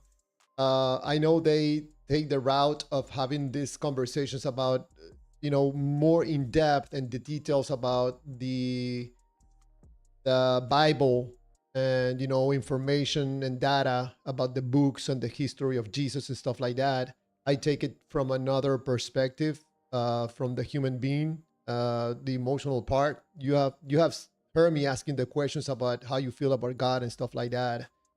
It seems to me interesting that you can engage in very long conversations with Robert and discuss, but you're not willing to engage in a conversation when it comes to me pointing out that probably most likely you believe in God because of emotional reasons and not because you have any evidence or anything. Why do Yeah, you because think? I don't I don't subscribe to that. I mean, I understand your viewpoint, but you know, I think sometimes that you kind of twist things a little bit, and like I was saying, I understand where you're coming from, and I definitely think there is an emotional component, because emotions influence everything we do. But I think you know that as you grow in maturity, you're not going to have what I think. A lot of times I feel like you're trying to describe this giddiness, you know and that I'm like doing it for emotional. A lot of times I don't feel like I'm have any emotional, you know when I'm like studying or reading the Bible. I'm just doing it to learn more. So I feel like I put on my studious hat, and it's not like I'm feeling joy or giddy. Or in fact, sometimes I feel downright sad because I realize that the broad path leads to destruction, the narrow path to everlasting life. And recently I've been studying the last plagues that will hit the planet. You're And presenting all this information. Sorry to interrupt you, Ramans One. You're presenting all this information about, reasons that you believe in God, and you're presenting this information to Robert and to Phantom and to everybody listening. It doesn't seem to change anything about Robert and Phantom's belief and myself about God. I'm sure you're right. Not even 0.1%. What do you think is that case? Why do you think that's happened? Because we reject God, or we are demons or something like that? No, I'm sure you're very nice people. I mean, I mean, it, Can, just because you don't believe as I do doesn't make you a bad person. can See, I? that One thing that you can tell about us three, at least, we have in common, we have access to the same information that you have, but none Right. of us three have anything emotionally to say about God. Nothing. right. It doesn't make us happy. It doesn't make us sad. It doesn't make us fearful of judgment. Nothing. And Yeah. coincidentally, we don't believe. Yeah, and that's fine. I mean, you got to understand. I mean, not the vast majority of people are not going to believe. I mean the vast majority. There's really not that many historically that actually do, if you play the numbers game. But you know, and it's Any unfortunate, but it like it says, it's the narrow path. You know, Why so do you Yeah. suspect that is the case? Just last question. What do you think is this the case? Well, I'll tell you exactly, because you have a supernatural enemy that one is throwing everything. It says he walks around like a lion seeking who he may devour. We're not, I mean, there is a very real war going on for souls here. And Satan knows his time is short. He's going to do everything he can. All the entrapments of the world, the rock and roll, So sex, pornography, are you look at maybe commercials. are you maybe We've got, implying that probably maybe implying that us three cannot discern and cannot be judgeful enough to understand that probably the devil wants to deceive us. Probably we're not smart enough. I don't know if it's about smart enough. I think a lot of it has to just do with, people get so busy in day-to-day life. It's not something, You don't think that there's nothing one of Satan's emotionally? biggest lies was that God didn't exist. You don't think there's nothing emotionally from us? Nothing emotionally is blocking us from believing in God. Nothing. It's purely logical. What I think is kind of interesting, kind of going down the contrarian viewpoint. I don't know how much you look at some of the things that you see on TV, like, there's like Ghost Buster or whatever that ghost hunting show is. And there's actually phenomenon that's happening. And some people, oh, it's rigged. But there are really real demonic forces out there that are actually, interacting in the physical world. So, You think probably that we're being blocked from believing because of devils? Go ahead. I'm sorry. Go You ahead. think that we're being blocked from believing because some demon entities are deceiving us or blocking the God information? No, I'm trying to understand what you're trying to say.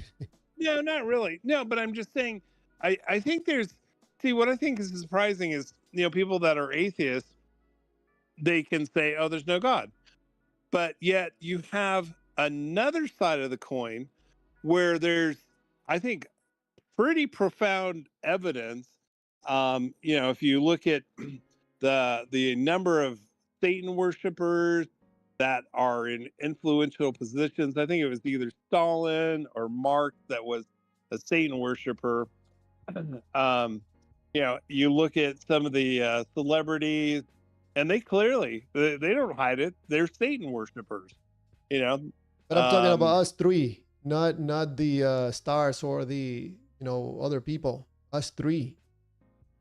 Oh, well, I'm just saying, but well, hear me out. What I'm getting at is I think that there's a lot of evidence that those people gain some advantage, and that's why they're doing what they're doing.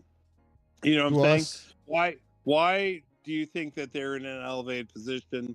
Why do you think people like, what's his name? So elite people is controlling Phantom, what Robert, and myself? No. Well, hear me out. I'm not concluded. What I'm saying is there's a lot of evidence, I believe, for Satanism, Satan worship. You've got the Church of Satan. Do you guys dismiss the other side, the evil side that we see? When we see people shooting people like Charlie Kirk or kids in a classroom, shooting little kids in the face. No, they exist, but let me just point out the power dynamic problem that you're having that I don't think you realize you have. You're saying that there's these satanic worshiper people, that they're in positions of power, but the vast majority of people who are in high power in politics in these United States are Christians, and they can't even make it to these positions of power without proclaiming that they're Christians. You take someone like Donald Trump, who has said that his favorite book is the Bible, and then he was asked to quote a verse, and he couldn't come up with one single verse. I know. Like this is a person that got in there under the auspice that the Bible was his favorite book and that he was Christian. So when you say that people are elevated to these positions of power because they're satanic, like, we don't see this at all. We see the exact opposite of this. So I Oh, don't see, know why it would be beneficial. Name someone that you think is in a position of power that is there because there's in some satanic church. Well, Robert, well, no, I think, see, in see, I don't. When you say Trump, he might profess to be a Christian. I don't see that aspect in him. I wouldn't say so.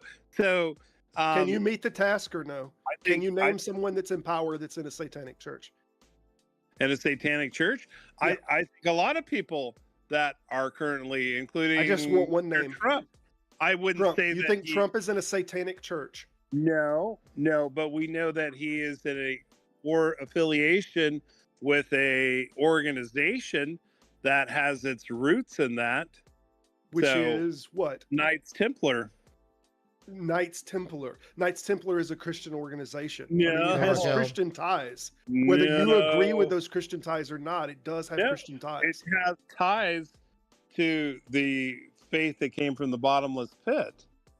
So we're so you got to separate. You got to separate what is truly Christian and what is Okay, now appearing. this is a new true Scotsman argument. This is a different thing. Earlier you were seeing a satanic church, and now you're shifted to There are. they look like Christians, but they're not true Christians, is the argument Well, you're now you're doing. kind of. I mean, Yeah, Robert, you're are kind of, you surprised?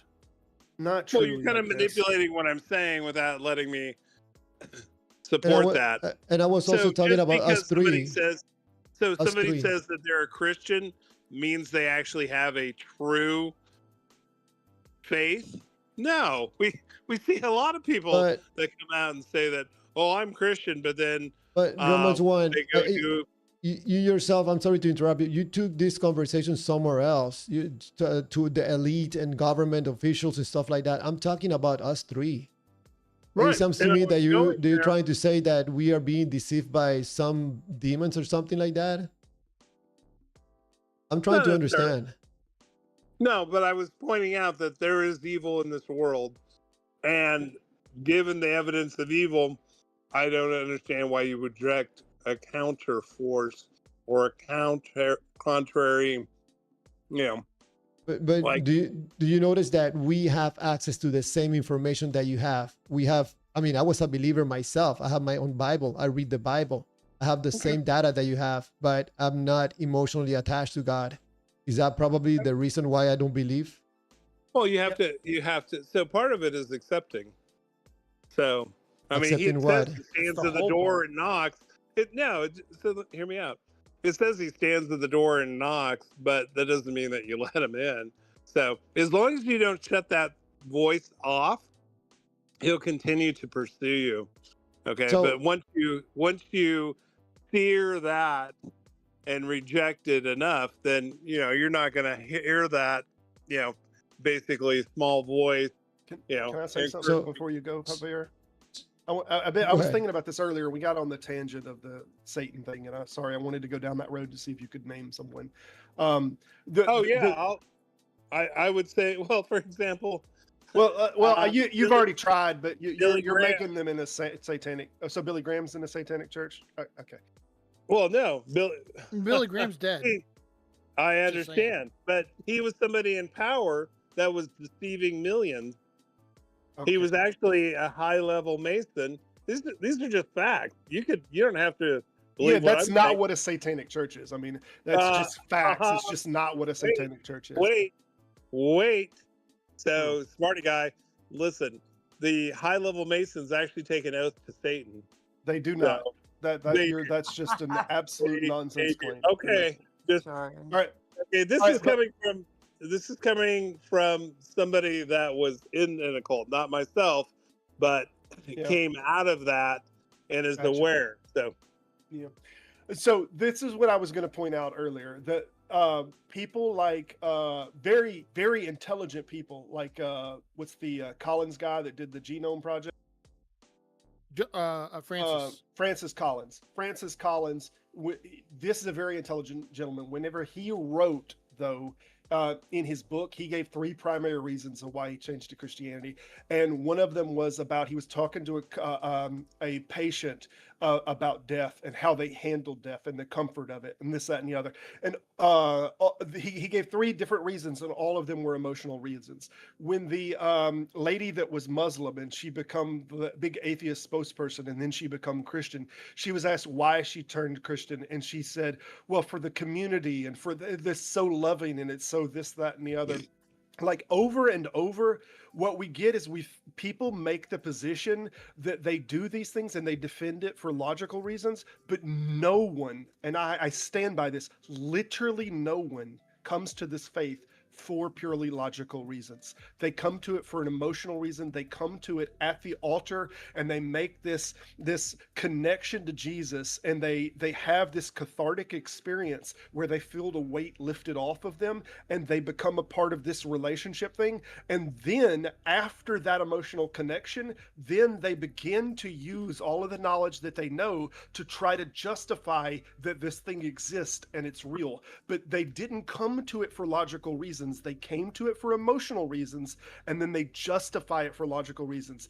The big person that acted as if they were an exception to this for a long time was William Lane Craig. And we've had philosophers that went to university with William Lane Craig that suggested that is not the case. His whole argument that he came to this purely for emotional reasons is not the case. And Matt Dillahunty also pointed out in his book where he said he had an emotional crisis and a breakdown early on. Like, all of these people come to these things for patently emotional reasons, and then they use logic to try to justify these emotional conclusions. See, that's such an interesting point, because I was thinking along the same lines that the emotional part would be recognizing that you are a lost sinner and that you need deliverance from your sinful condition. That's pretty emotional once you come to that realization that you're lost. So yeah, I agree with you. I think that's really a poignant thing that you said.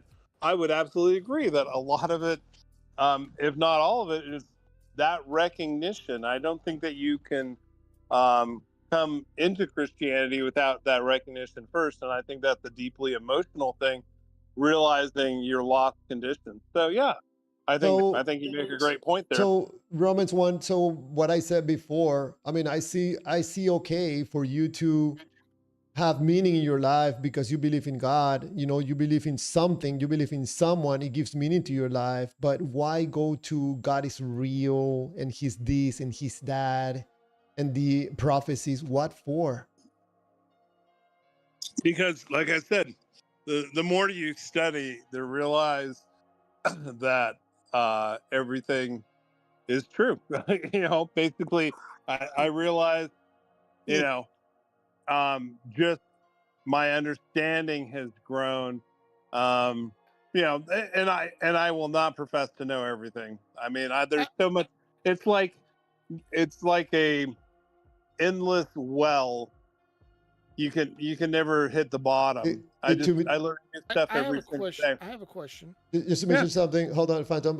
To me, it sounds like you're trying to keep the feeling alive. Go ahead, Phantom. Okay, so something you just said sounds interesting to me. Were you always a believer, or did you convert at some point? No, no, I was never always. I basically came into the faith at a pretty young age. Okay. All right. Well, I can't really ask you the question. Tell us about it. But then I strayed. Hold on. Raquel, the question I was going to ask you, and I don't think you can because you weren't like, I don't know what age you were, but if you were at a young age, you wouldn't really, this question wouldn't really apply to you. I was going to ask, before you were a Christian, would you have found, say, the prophecies convincing or even credible as prophecies? Oh, I see what you're saying. Well, he was a child, so yeah. Yeah, I was a child, so actually, yes. It's only probably been in the last 2.5, 3 years that I've really been studying a lot of prophecy and realizing where we are prophetically in time. That it kind of was like a wake-up call. I'm like, wow, Yeah, I have no doubt that you're finding these very, very convincing. I was questioning, like, if you'd had an experience of being more, uh, developmentally along mentally, and had, if you could compare that to now, but you just, that's not been your path, Right. so I don't think you can do that. Yeah. No, I Yeah. appreciate. Yeah, no, good Raquel, question. you want to ask something, Raquel? Um, actually, um, something the last guy said uh, got my interest Who, me? because children are brought into the church at a very young age, and they're indoctrinated into it, and they have no clue what any of this stuff is. Like myself, I went to Catholic school from grade Uh-oh. from grade 1 to grade 8. Why do you say oh? Catholics Well, are the devil. if you knew as much as I know about the Catholic faith, Oh, I you would know. go, Believe me, I read the Vulgate Bible in Latin well, when I right, was a but I'm talking when I about, was a kid. So do you I understand? Do you understand during the Dark Ages how many well, millions and millions of people they killed? oh, I That they know. You don't have to. I'm on not a average, believer. I'm Hey, not a hey, I believer. don't yeah, Roman. I was going to say I don't think they're advocating for the Catholic Church. Yeah, I'm not going to defend them. I'm not going it's to good. defend them or anything. It's called Babylon. I'm It's just good giving that you a you. background, just a background. That's Oh, it. I was just gonna say it's good that you came out of what the Bible refers to as the mother of harlots. The Well, okay, let's back up a little bit. You're talking about something completely different right now than what I was bringing up. oh, go ahead, Um, go ahead. I'm sorry. so um, the thing is people get into this most of the time if they're adults, it's when they're at the bottom for Yeah. one reason or another, either in their life or their relationships or their work or anything like Mortality, that. And mortality. over again, every time I've talked to these people, that's it. Occasionally, I run into like a fresh one. Oh, yeah, I was brought up in it and I grew up in it and I'm still in it. You know, everybody's different, everybody's experience is different. I'm an atheist.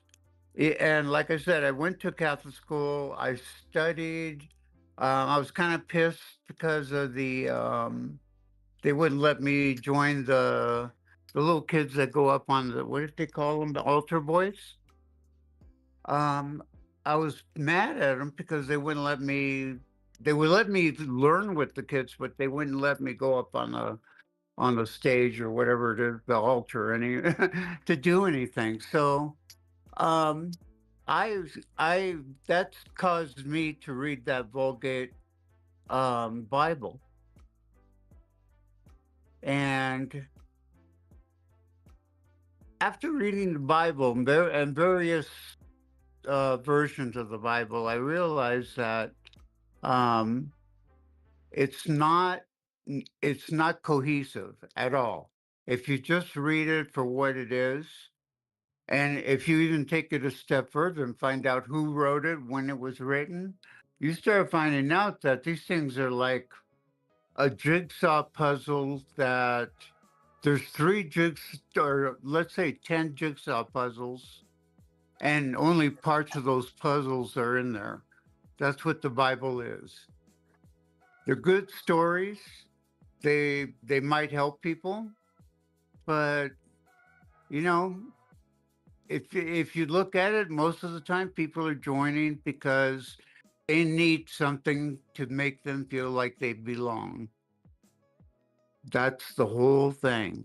That's I know. so important to human beings. I notice, Raquel, that you use the word feel. Uh, like feel part of something, or probably to have meaning in their life. Yeah, that it makes them feel like they have some kind of purpose, Do you think even though that? that feeling has nothing behind it but faith. Go ahead. I'm sorry. Yeah. So it seems to me that that explains why the God feels real. Well, in your head, yeah. You know, if you tell yourself something over and over and over again, you're going to believe it's real. This is what Trump does. So if anybody's finding meaning in the belief in God and makes them feel good, I mean, what out there could make a person change their mind and let go of those good feelings? Uh, what did it for me was learning more about it, where it came from, where the stories came from, just the history of all the religions. Did that give you a better feeling, or maybe more knowledge make you feel better? Yeah. Once I realized what it is, it's basically the Bible is the Odyssey of Christianity. Do you believe everything in the Odyssey? No. Early church writers did, though. Like if you read Clement, Yeah, which is yeah, like, they did, but that like was a long time ago, Sure, 2,000 sure. years. Apparently, go ahead, Robert. Yeah, I think there's this. What I recognized while I was kind of coming out of the church was this will to harmonize, like the overabundant will to make things non-contradictory that otherwise seem problematic. Like, and I realized how willing I was to try to make these fit together in a way that it was very like I was really straining to try to make them work. And sometimes you have to create physical objects. I'll give you a primary example the church does all the time. There's two texts of the death of somebody's Romans, you have some background noise. If you can mute the microphone. Romans 1. Oh, sorry. Yeah, there's a text from Acts, I believe, and from one of the Gospels that talk about the death of Judas. And one says that he, after he left the temple, after throwing down the money, that he left and went and hung himself. And then the other says that he fell headlong in a field and his guts burst out. And like these could just be two different accounts written by two different people. And we could say, okay, well, you know, they have two different versions of this. But when you want them to be univocal and non-contradictory, you somehow have to make both events happen at the same time. Well, you have to make a choice. Right. But here's what happens. Here's what's so interesting about it. Like that's the rabbit hole. Right. The text that says that he left the temple, he was in the city when he left the temple. He could have hung himself literally anywhere. If you're just reading that text by itself, he could have hung himself on a pole. He could have went back to the end that he was staying in and hung himself there. But what they're trying to do is they also want to make the other account line up of him falling in the field and his guts bursting out. So what they do is they have to create a tree in the field. The text never in any of the verses ever said there was a tree. It never even suggested there was a tree. But Christians generally will visualize this tree being in a field that he hung himself from. You know that what was they never call that? suggested. Yeah, they have manifested a physical object that is not even in the text so that they can make this unified, so that they can make this not contradict. Dogma. That's what it is. What they can't accept, they create a workaround. Yeah, and this has been going on forever, though. But like Marinus wrote for almost 2,000 years. There's an older church father that wrote to Eusebius, which wrote the church of the early church history, the Ecclesiastical Histories, I think is the name of the book. But Eusebius wrote that, and he was kind of one of the big, well-known, knew all of the text and knew all of the different people and the history of the church. But Marinus wrote to him and was asking how does he harmonize the resurrection of Jesus? Did it happen on the third day or after the third day? And he was fighting between Matthew and Mark's ending, right? And Eusebius basically says, don't disregard Mark. Don't even worry about it, because in all of the oldest versions, the long ending of Mark isn't even there. So let's just go with Matthew's. But this shows you that people were trying to make the versions non-contradictory, and they were trying to make them work together forever. I mean, since this started, they've been trying to the no contradictions. And that's the reason why they're doing it, is because there isn't any connections. They're just stories. And they're stories from various points in history. If some of them are just word of mouth stories, you know, Grandpa told me this story, so now I'm going to tell you the story, and you tell it to your kids. And guess what happens when you do that? Get emotionally attached.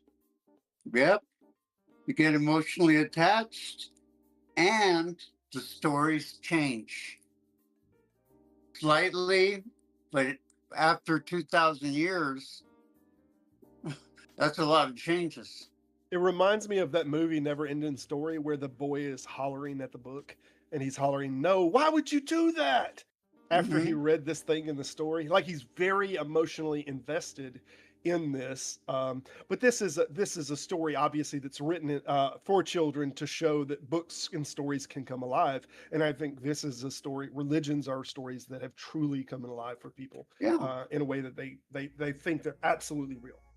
yeah. In the early Iron Age, those stories were from the Bronze Age, and they weren't written down until the Iron Age, because they didn't have a language. They had a spoken language, but they didn't have a written language. The Israelites, or the Jews, they didn't have a written language until about 10 BCE. So 1000 BCE. That's when they first got their language written to where they could write it down. And when they were captured or exiled to Babylon, that's where they started writing all their books. The Pentateuch, or the 5 books of Moses, the Kabbalah, and some of the other books that they wrote. So, yeah, everything in the Bible was written way after the fact, when it comes from the beginning to the end. And the very last prophecy in the Bible happened in 70 CE. It was the destruction of the Second Temple. That was what Jesus predicted. He said that was going to be destroyed. And some of you guys are going to be alive when it happens. So Revelation has nothing to do with today. It had to do with 2,000 years ago. And nothing has happened since. There's I mean- terminologies like "at hand" that is used constantly. The end is at hand. This generation will not pass away before all these things are fulfilled. I mean, Yeah. over and over, there's these terminologies. I think one of them is this eon, or this era, right? That this is the last era, or the last eon.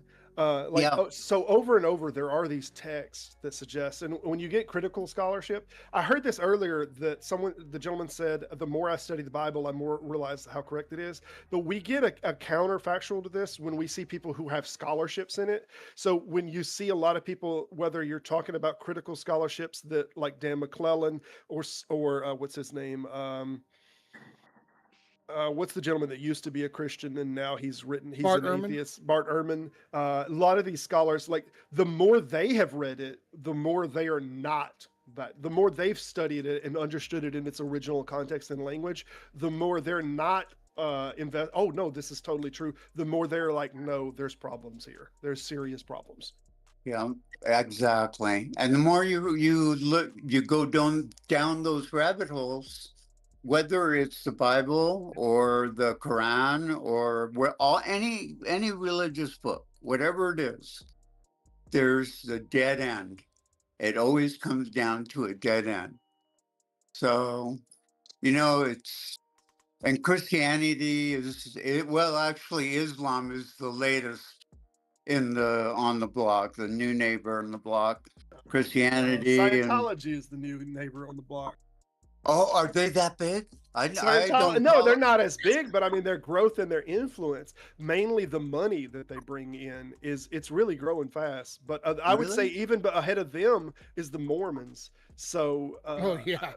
Yeah, mean, I lived in Idaho for about 20 years, and yeah, it's a big Mormon community there, and they basically own everything. Well, hey, Claire. Hey, I'm gonna head out, but yeah, I wish you guys all the best, and you know, thanks, man. Thank you, Good talking Roman. to you. Appreciate yeah, it. seriously, I don't have it. You know, despite differences of opinion and beliefs, I don't hold a grudge. I don't either. I You appreciate know, that. and you know, I think you're wonderful people. I mean, God loves everybody. It's just our sinful nature He doesn't like. So, Sure. but hey, be Well, well, and I look forward to chatting with you guys in the future, and you know, hope you stay safe and healthy. thank Thanks, you. man. You too. Take Thank care. you. All right, take Hasta care. la vista. We're gonna be dealing with our demons and deceiving us. Chulum believers call in. Yes. I don't know, man. Oh, I didn't get the revelation that he did with Chulum, but you know, I'm open Well, to you the didn't slip on a experience. banana peel though. That's true. That's true. We what didn't have. is Chulum? What is that Chulum thing? It's you missed it. You missed it. It's a more likely God. It's a placeholder for, and he thinks he heard the name Chulum during this event. So you get it's all on the screen. Look at this Oh, screen, and you'll see like okay, I'm getting it. Yeah, I'll check it out though. the non-personal God, though. Yeah, I think that it makes forgot that word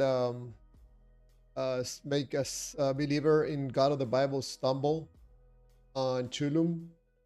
Chulum is problematic for a believer in God of the Bible, in Why my is that? point of view, Can't disprove him. because yeah, you cannot prove that Chulum is not real for one, and presenting the different property of supposedly both gods, Chulum, at least in my view, looks more like a perfect God than the God of the Bible. That looks more like a personal God, which I don't think is Uh-huh. should be properties of a real God.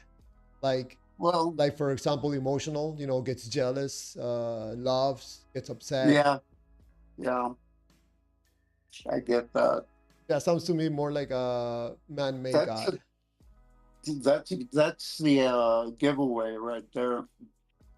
Yeah, When your God has the same tendencies as you do, then you know it's like you created your God. You created the God that you pray to. He gets jealous, he gets mad, he loses sometimes. He gets jealous of other gods, and that's a big giveaway right there. It's like if you are the only God and you're that intelligent, because basically that's what everybody says, even though it doesn't say it in the Bible. Where I kind of lost my train of thought on that. well, one of the things that I noticed, Robert, is that I was not able to engage in this emotional conversation with Ramans about his belief in God. I might have Uh, mentioned that.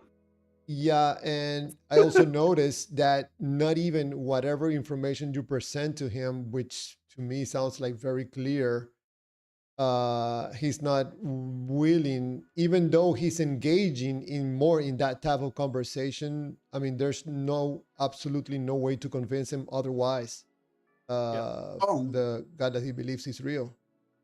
yeah. So no Well, luck, no luck that's my way emotionally talking, and still no luck the logical part talking about trying to explain to him the details. mhm. Yeah. Well, one thing you got to understand is you never can predict what's going to wake someone up. Like that's just one of those This things. is true. Like which button to press that is gonna crack. Resonate. Mhm. Yeah. Well, if that happens, the ones that will be the ones that will take the information they got and then go look it up. And when they find out that information for themselves, that's when the change happens. Right. Have you guys? They're seeing it with their own eyes. They're not hearing it from strangers on the internet, you know? Mm-hmm.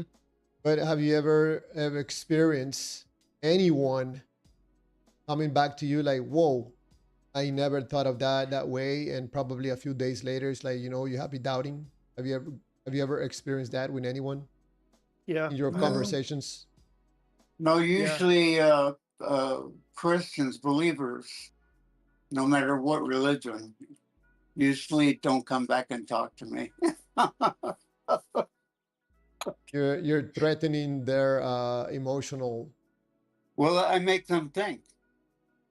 I make them There's- think about instead of looking at things by the way other people are telling you to look at them, I'm telling them just look at it and take it for what it is. And you'll see that almost all the things that you believe about the Bible aren't in there. And there's contradictions because this is a very old book and all the stories in there are from different times, different Yeah. places, different people. It's not going to connect. There's very little that's going to connect in that book. It's kind of like the remember in the newspapers they had the funny pages on Sunday. There's like Mhm. 2 or 3 pages of funnies, cartoons and comics and stuff. Yep. That's what kind of like what the Bible is. It's all these stories in there, and they're all different stories done by different people. They all look different. They all mean different things, but they're all comics. You get my drift? Yeah, Mm. I'll say this: there is with in the Old Testament, with an exception to maybe 2 books, there is a theme that you can find, and that's that God is pro-Israel, like that Israel Oh, is yeah. like His chosen group. Oh, But 100%. other than that theme, and that theme even breaks in like Job, for example, like that's nowhere in Job. There's no component of that idea. So that even breaks in some books, but for the most part, that's the only through idea inside of the Old Testament. And that only single thread that holds through the Well, entire Old Testament, breaks immediately in the New Testament. And it's like, oh yeah, you can be drafted into the vine now. Like it's not just His chosen people anymore. there are points where God is not pro-Israel, and that's when they worship false gods. And then he's like, "Oh yeah, a I'm going to word let on the that. Philistines come take over for a while because you're not following me." Exactly. But did you know that the Israelites had more than one God? Oh If yeah, you I knew read that. the Bible, they're like they changed houses here and there as the story went on. And then talking about the Israelites, the entire Old Testament is about them. The Hebrews, the Israelites, the Jews. Yeah. That's what it's all about. The New Testament is mostly about the Jews until like about where Paul comes in after Jesus dies, and Paul comes in. It's all about the Rome and Greece. It's not about the Jews anymore. Well, to be clear on the dating, I think these are 2 separate writings that are going on, but I think most scholarship thinks that Paul's writings are earlier. So they think that Paul's writings is before Matthew. Yeah, Paul's writings Before are Mark, the, are the earliest writings. And you see, well, so what you have in, I think it's in First Corinthians, you have a Greek word that actually means buried. It means covered with dirt. I mean, it literally means buried is the best translation.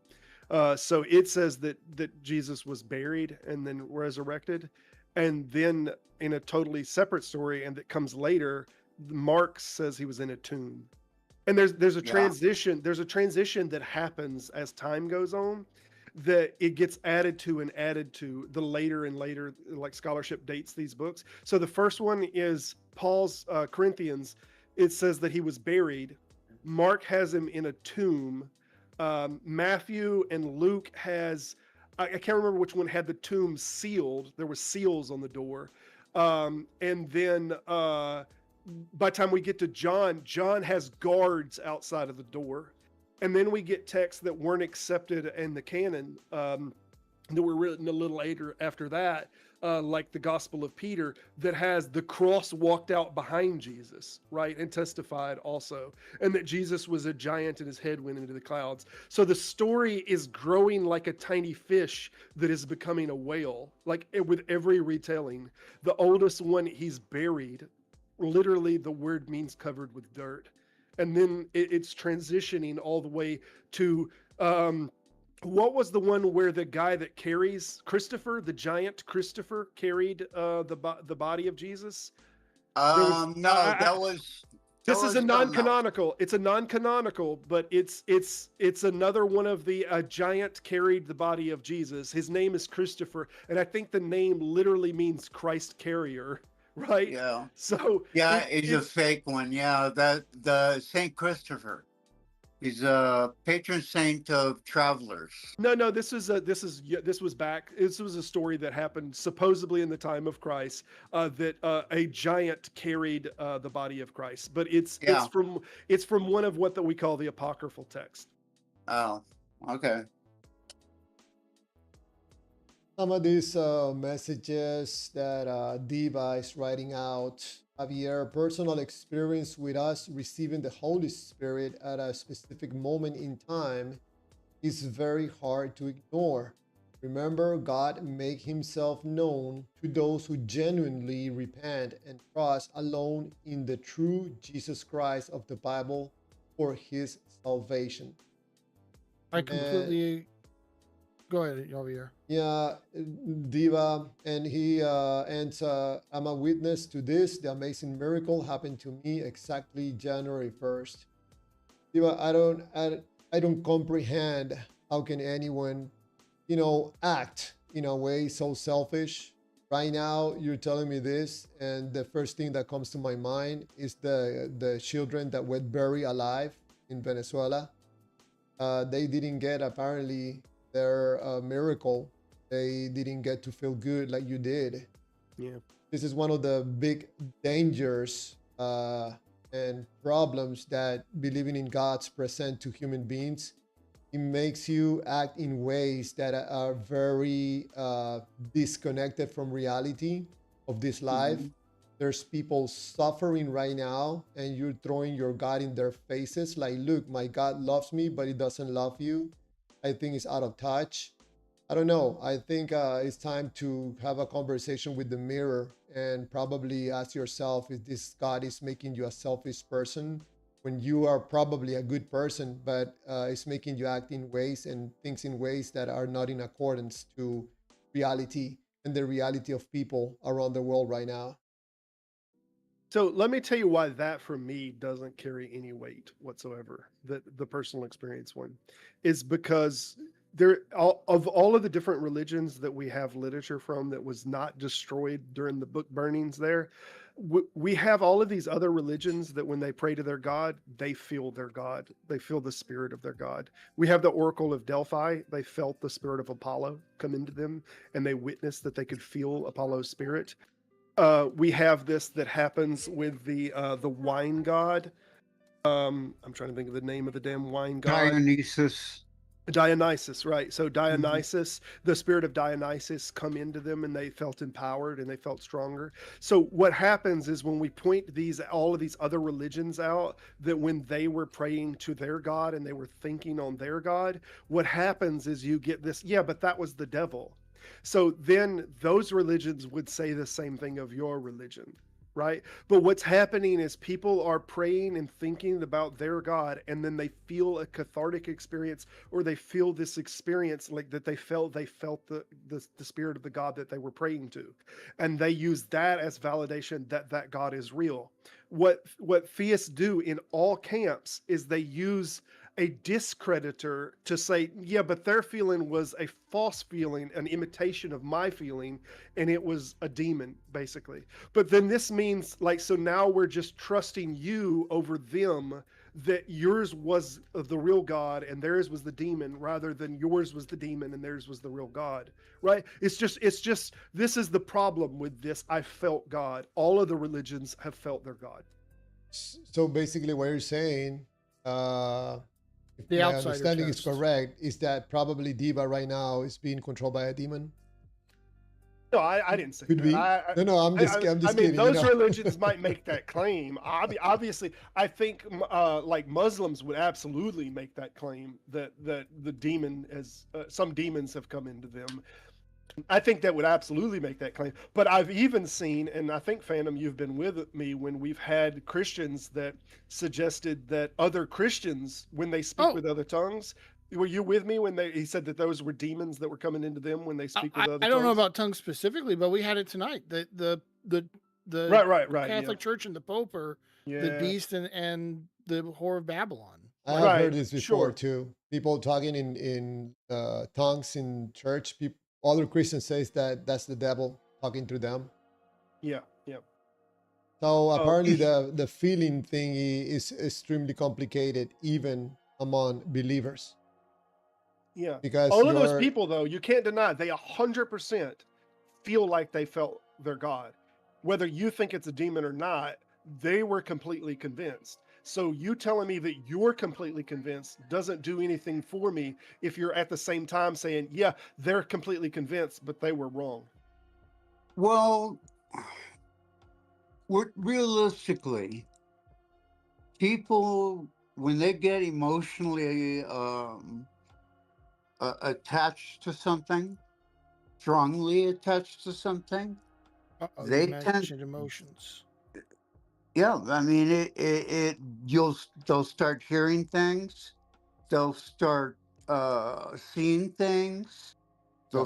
and in the end, they won't even know what they saw, but they'll believe whatever it is they think they saw. That's why you'll hear a lot of these people when you ask them what you see. I don't know, but yeah, I believe now. I feel it in my heart. It's it's our own chemical makeup that's making people feel this way, and because they're looking at something weird, something strange, something they're not used to it, and the other guy next to you is pointing out these things and saying, and you're seeing them. That's mass hysteria. That's people just being all crazy at once. And Uh, there are um, instances, recorded instances of these things happening. Robert, Yeah. Diva corrected you. Apparently there is a difference with Christianity because what they do is they feel their God in real time.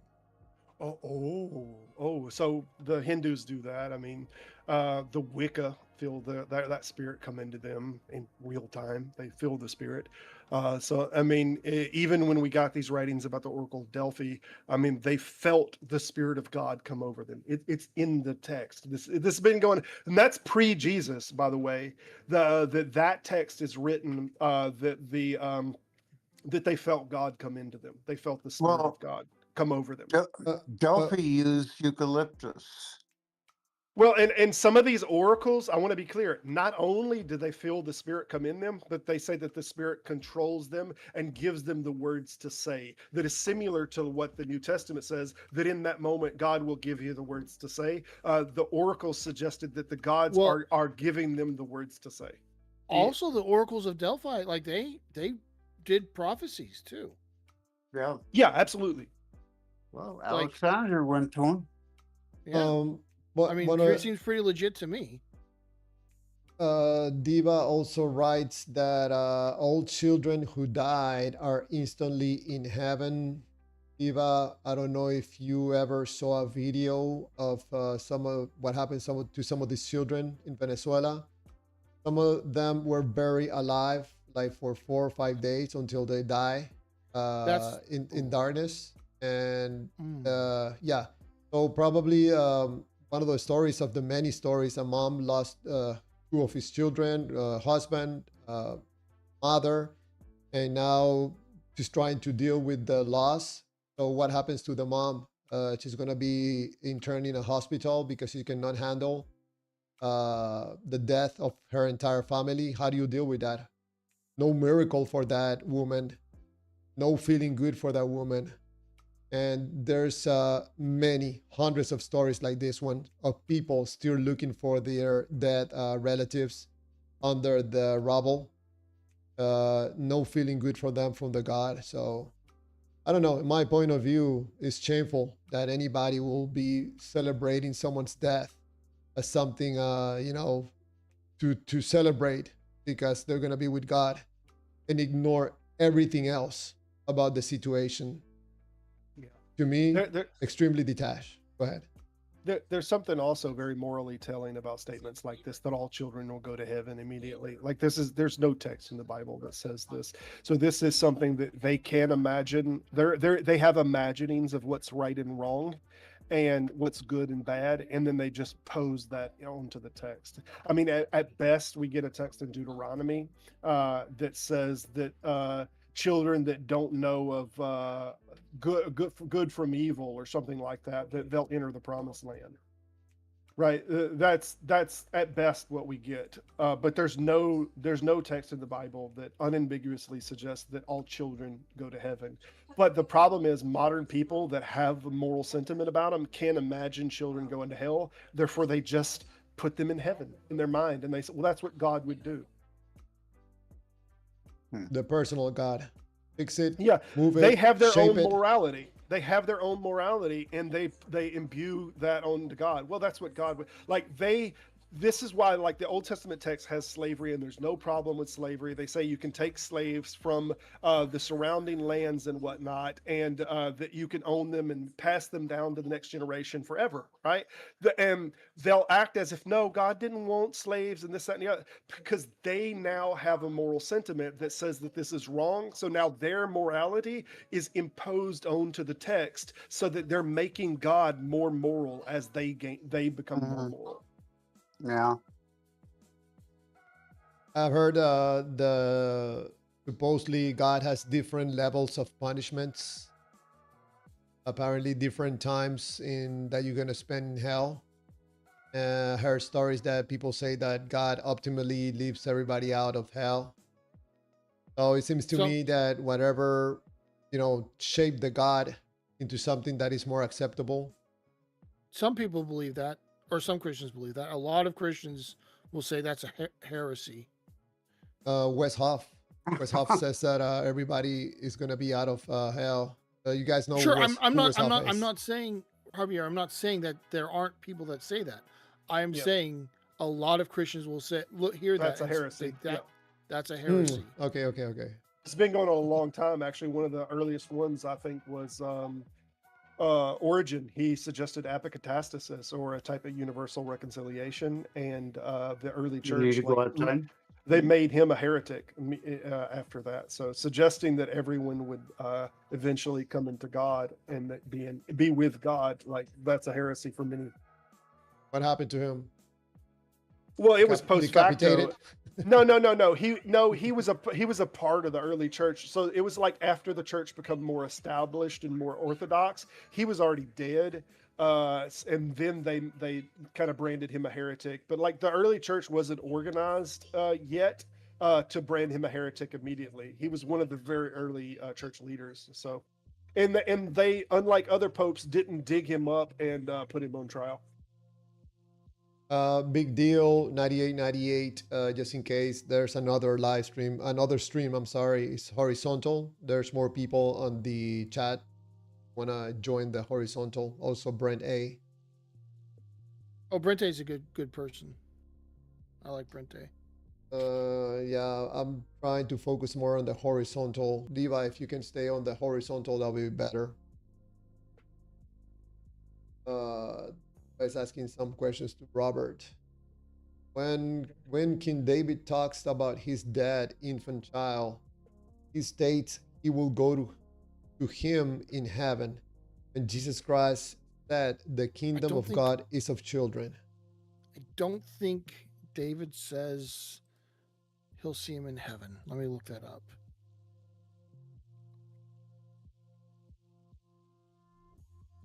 You keep talking. I'm just gonna look that up. Diva also But I don't writes think out, he uses the word heaven. Javier, we all live in He a might be fallen Protestant or world. Eventually, everyone will die early or suddenly based on others' free will's decision. Yeah. You're referring to it just says afterlife. It doesn't say heaven. Yeah, there's a text also in 2 Samuel that says, "I shall go to him, but he will not return to me." Yeah. Yeah. I mean, a lot of this is they can't imagine him anything but going to heaven. But speaking of David, since we're talking about David did have a child called Beli something, which was actually named after Baal. Wanted to point that out. Also, Solomon actually had a idol built on a mountain to another god. So it's very likely that these characters that they've reimagined worships the Yahweh God was probably worshiping different gods. Oh yeah. I mean, it seems to me pretty obvious that it turned to monotheism during the Babylonian exile. Yeah, it made a large shift towards, but I think that it lingered for a while after that. But yeah, after the Babylonian exile, there seems to have been a large shift towards a one God character. But I mean, like even the Psalms, which was written older than that suggests that among the panel of gods, that their God Yahweh should be ahead. I don't think it used Yahweh. It used another word, but that they should be the head of the gods, like of the pantheon. Mm-hmm. I think it's in Psalms 82 or somewhere in there.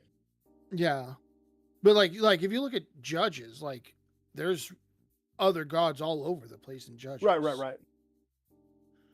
And there's no indication that they're not like actual real gods. It's just Yahweh's stronger as long as the opposing army doesn't have iron chariots. As long as there's not iron chariots.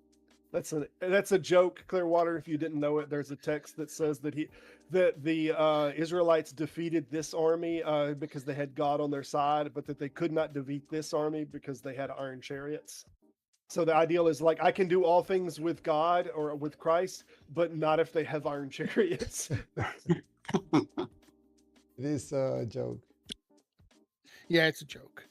Diva, Javier, Jesus also says, unless you become as a little child, you will in no way enter heaven or his kingdom. Yeah, that's in the New Testament, though. Yeah, the Mormons have a book. I want to say it's Moroni, which is the only one that I know of that explicitly suggests a specific age. I think it says something like 12 or 13. I want to say it's in the Book of Moroni, but it might be in another one of their books that gives basically, if you die before this age, you'll go to heaven.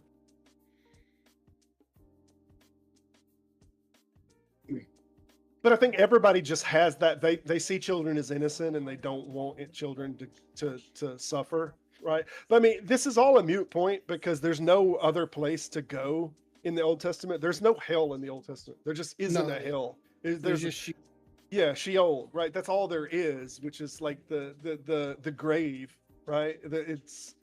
There's no hell anywhere in the Old Testament, so no children go to a hell because one doesn't exist. What about dogs? All dogs go to heaven. I mean, that's just I mean, I've heard it on good truism. authority. Oh yeah, yeah. Everybody knows that. It is known. I'm fixing to jump off here, y'all. I appreciate it though. I'll talk to y'all later. Thank you, Yeah, Ro. I got to Appreciate get it. going myself. Thank you, Raquel. Appreciate it. No problem. Talk to you another time. All right. Thank you. Well, I'm reading some of these messages from the chat. EP Seeker, wherever Rome claimed land, there was shrines and temples that follow, even all the way up Great Britain. Then Christianity started to spread wherever Rome was. Yep, that is true as far as I understand. Well, kind of. What one thing the Romans did is they would like try to co-opt the local religion to some extent. Like they would point to, oh, you got this god, well that god is our god this, or whatever. Like they would try to co-opt the religion, and then also they went through a whole process of Romanization where they would culturally indoctrinate the next generation after they conquered a place to make them more Roman and less likely to try to rebel and stuff. Romans had a pretty good system going on there for managing their provinces, I think, especially given the time period.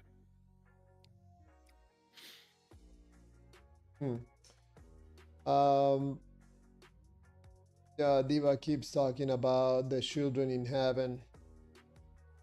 Yeah, I mean, I get it. He's got his beliefs, and it's hard to like.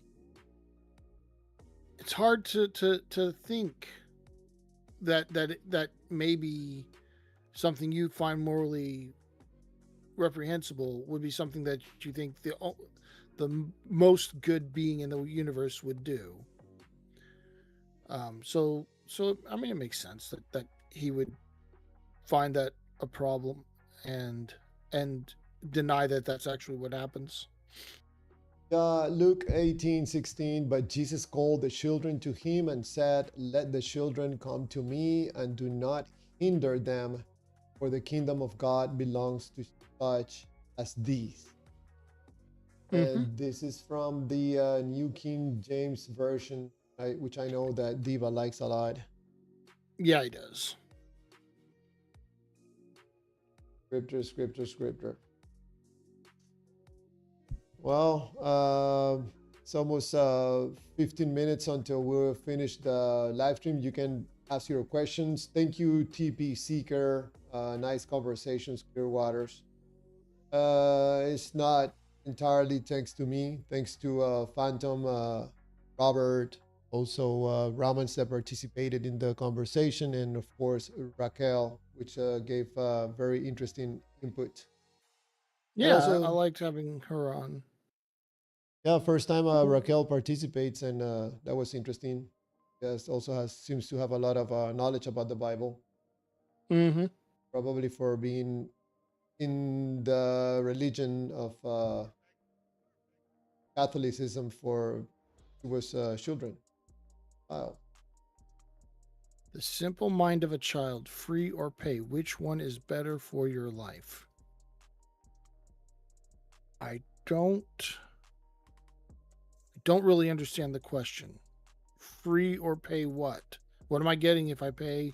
What am I getting if I do free? I can't. I mean, probably from without knowing what I'm getting, I can't answer which one is better for my life. It sounds like a deepity to me.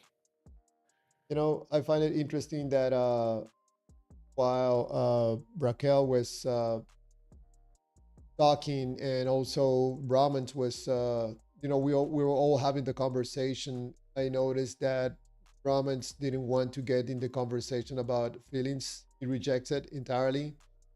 At Mm-hmm. least in my experience, I noticed that from believers, they don't even want to get close to having a conversation about their feelings, and they're going to reject anything. And even if I ask questions, like for example, how do you feel about this? They say, well, I feel the instruction of God. Yeah, but how do you feel? Yeah, I feel the guidance of God. They know what's going on. They know what we're trying to get to, and they will try to escape or, reroute the conversation to something else. And some of the tactics that I noticed that some believers do is that they fill you up with information to the point that you forget what was even the initial question. Mm-hmm. So yeah, so I noticed that when you're trying to get to the core of everything, they consciously or unconsciously, most believers, not everybody, they can tell where the conversation is going to go and they don't want to go there because being exposed that you are after God because of the emotional benefits and not because of God, I mean, could break a person. Um, Most believers, like Raquel was saying, a lot of people depend emotionally for their belief in God. It's what they Sure. give meaning to their life, all levels, at all levels. So if you even try to take away something that they appreciate or depend so much, I mean, that explains why lots of believers will get upset and they will even attack you or try to offend you because it's not the offending the God, it's offending them because you're trying to take away their best toy or whatever, the biggest thing that makes the person have meaning in their life, and you're trying to break that apart or take it away from them. Well, yeah, I mean the human psyche has like defense mechanisms against exactly what you're talking about. Um, because it is dangerous for us to uh,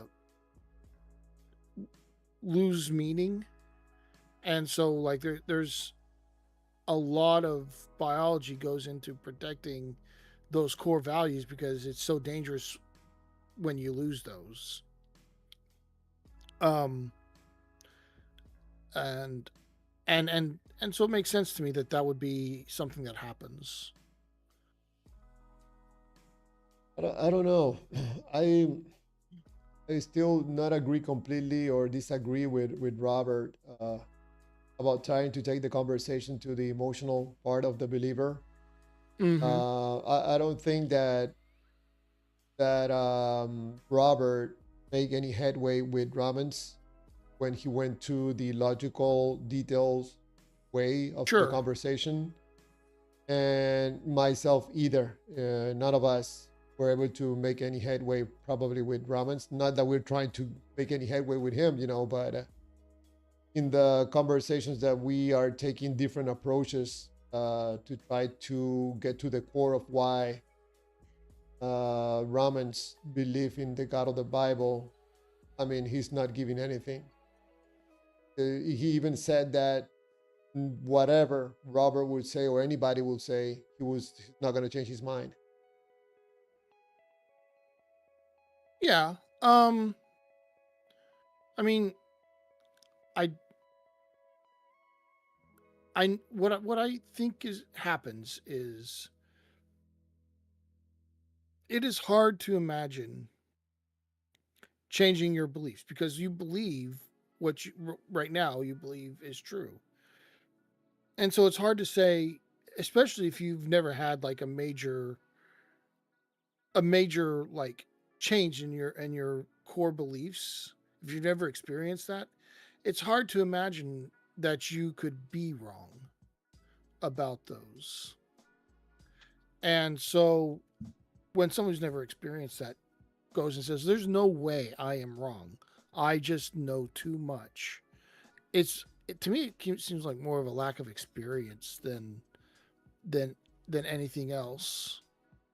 And uh, And I mean that's no problem for me. I mean, like people have different experiences, different paths in life. So saying that someone just has an I mean, there's lots of experiences I've never had, but that is one that I have had. And so I now realize going forward, because I've experienced that you know what, there's still no guarantee that I'm right. I still could be wrong, and I could still find that something else convinces me that that thing is true. Now I can't imagine what that would be, and I can't imagine um, what would convince me. But having gone through it once, I know it's possible, and I know it could happen again. But if it's never happened, it's a lot easier to say there's no way it could happen. But I don't think anyone is completely closed off to having they call it a quantum change when that kind of change happens. I don't think anyone is completely immune to having quantum changes. I have never ever, of all the hours that I have spent listening to debates or people having discussions about God, different gods, or God with an atheist or anything, I have never witnessed somebody changing their mind. And I have Well, seen quite a few debates. it doesn't happen in debates. That's why I don't like debates, or that's one reason I don't like debates. I don't think they do anything. Um, it, what I'll tell you what is, in my opinion, the most likely thing to happen. That night we did just questions, no opening statements, just questioning, cross examinations. There's a thing called the Socratic method, and the Socratic method is, if when used properly, what it's supposed to do is help you uncover why you believe what you believe. And most people, if you guide them through that, if they don't believe for good reasons, they'll recognize that when you get down to it. But it takes a willingness to be open and honest on the person who's being interrogated, and it takes a um, seasoned a seasoned questioner to um, be able to navigate it too. But that, to me, that's the best way. And frankly, like I like Socratic questioning, and I don't really care if people change their beliefs. Like I'd rather them say, I know why I believe this, and I think that I'm happy with that reason. But if they've truly examined it and still stick with their beliefs, I'm happy. I just like helping people examine those things. But if you're interested, I would recommend looking at Anthony Magnabosco, because he has his channel. He doesn't put out any new stuff in a while, but he has a lot of things where he doesn't care about what kind of belief it is. He just says, "Hey, I want to talk to you about your beliefs, and we're going to discuss that. We're going to try to discover why you believe what you believe." And he takes it through, and you can see, and he likes to do it, like likes to interview the same people multiple times over the same like belief. And there's more than one instance where someone's come back and said, you know what, our talk got me to thinking, and I realized I don't hold this belief for any good reasons, and I don't think I believe that anymore. What you say? His name is Anthony what? Anthony Magnabosco. I'll put a link here in the private chat. Let me look it up. And you can put it. So I don't have mod status on your chat, but if I give you the link, if you put it in your chat, anyone can go watch him if they're interested.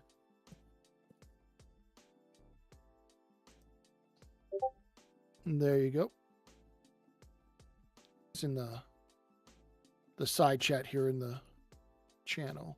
Or you can drop it also on the general but I can I see it. oh yeah, I can put it in the general chat.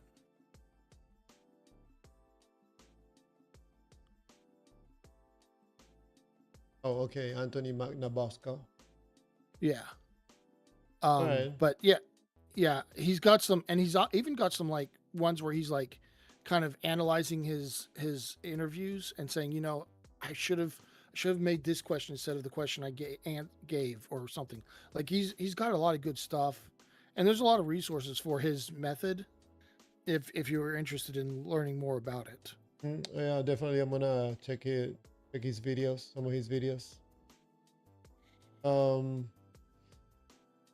This questioning, one of the things that it just came to mind right now when I was asking questions to Brahmins, the main thing that he was concluded from my question that I was trying to make him say things that he didn't say. But I noticed that the first time that I was asking him questions, he was really putting the effort to avoid answering the questions when he noticed where the conversation was going. Yeah. When he noticed that the conversation was coming back to him and had the way he felt, that's when he started rejecting the questions or trying to answer the questions in another way. I don't know. I probably naively, I would like to see changes in the world. Just probably at least the way we have conversations about beliefs. Because I think we have to grab a different way on how we think about things, like questioning things.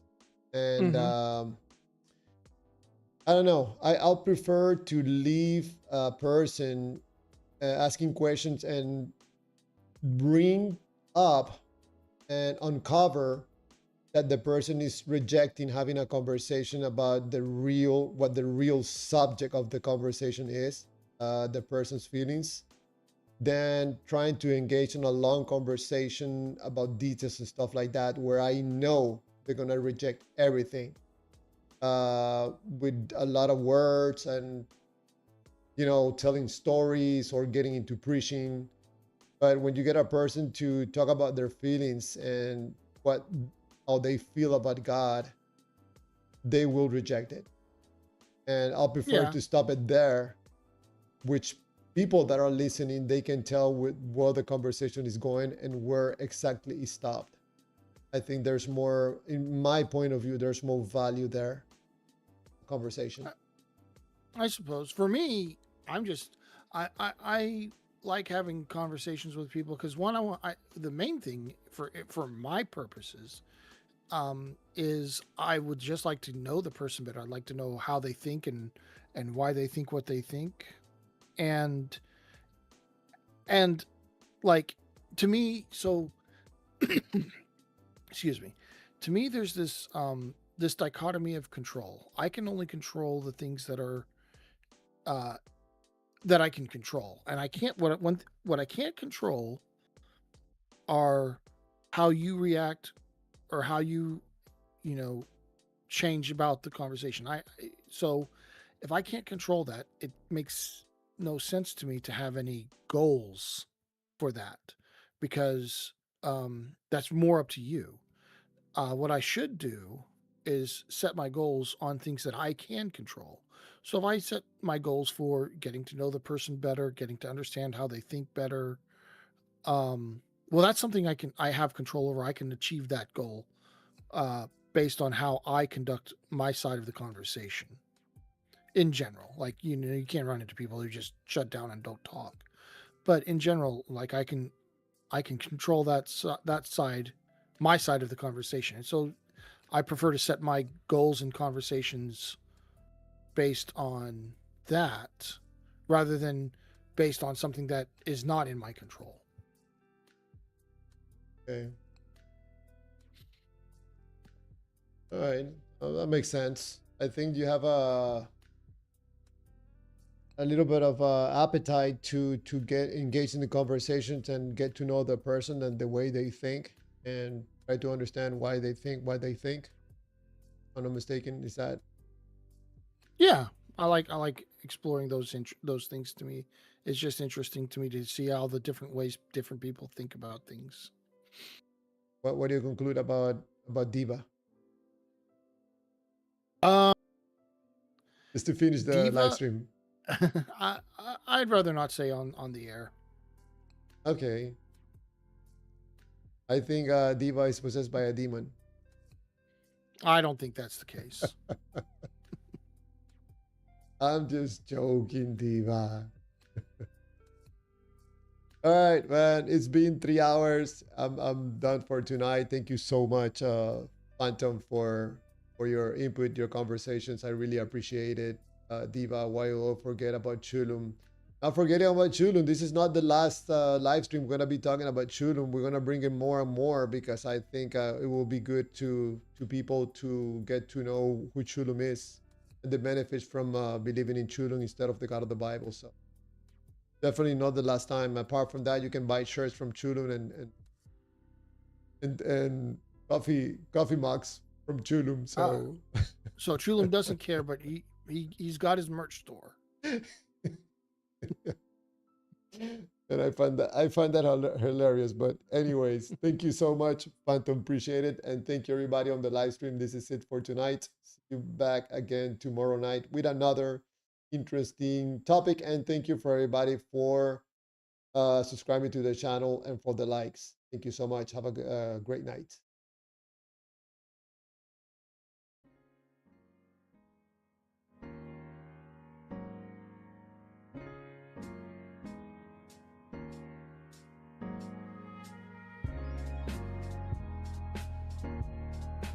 Thank you.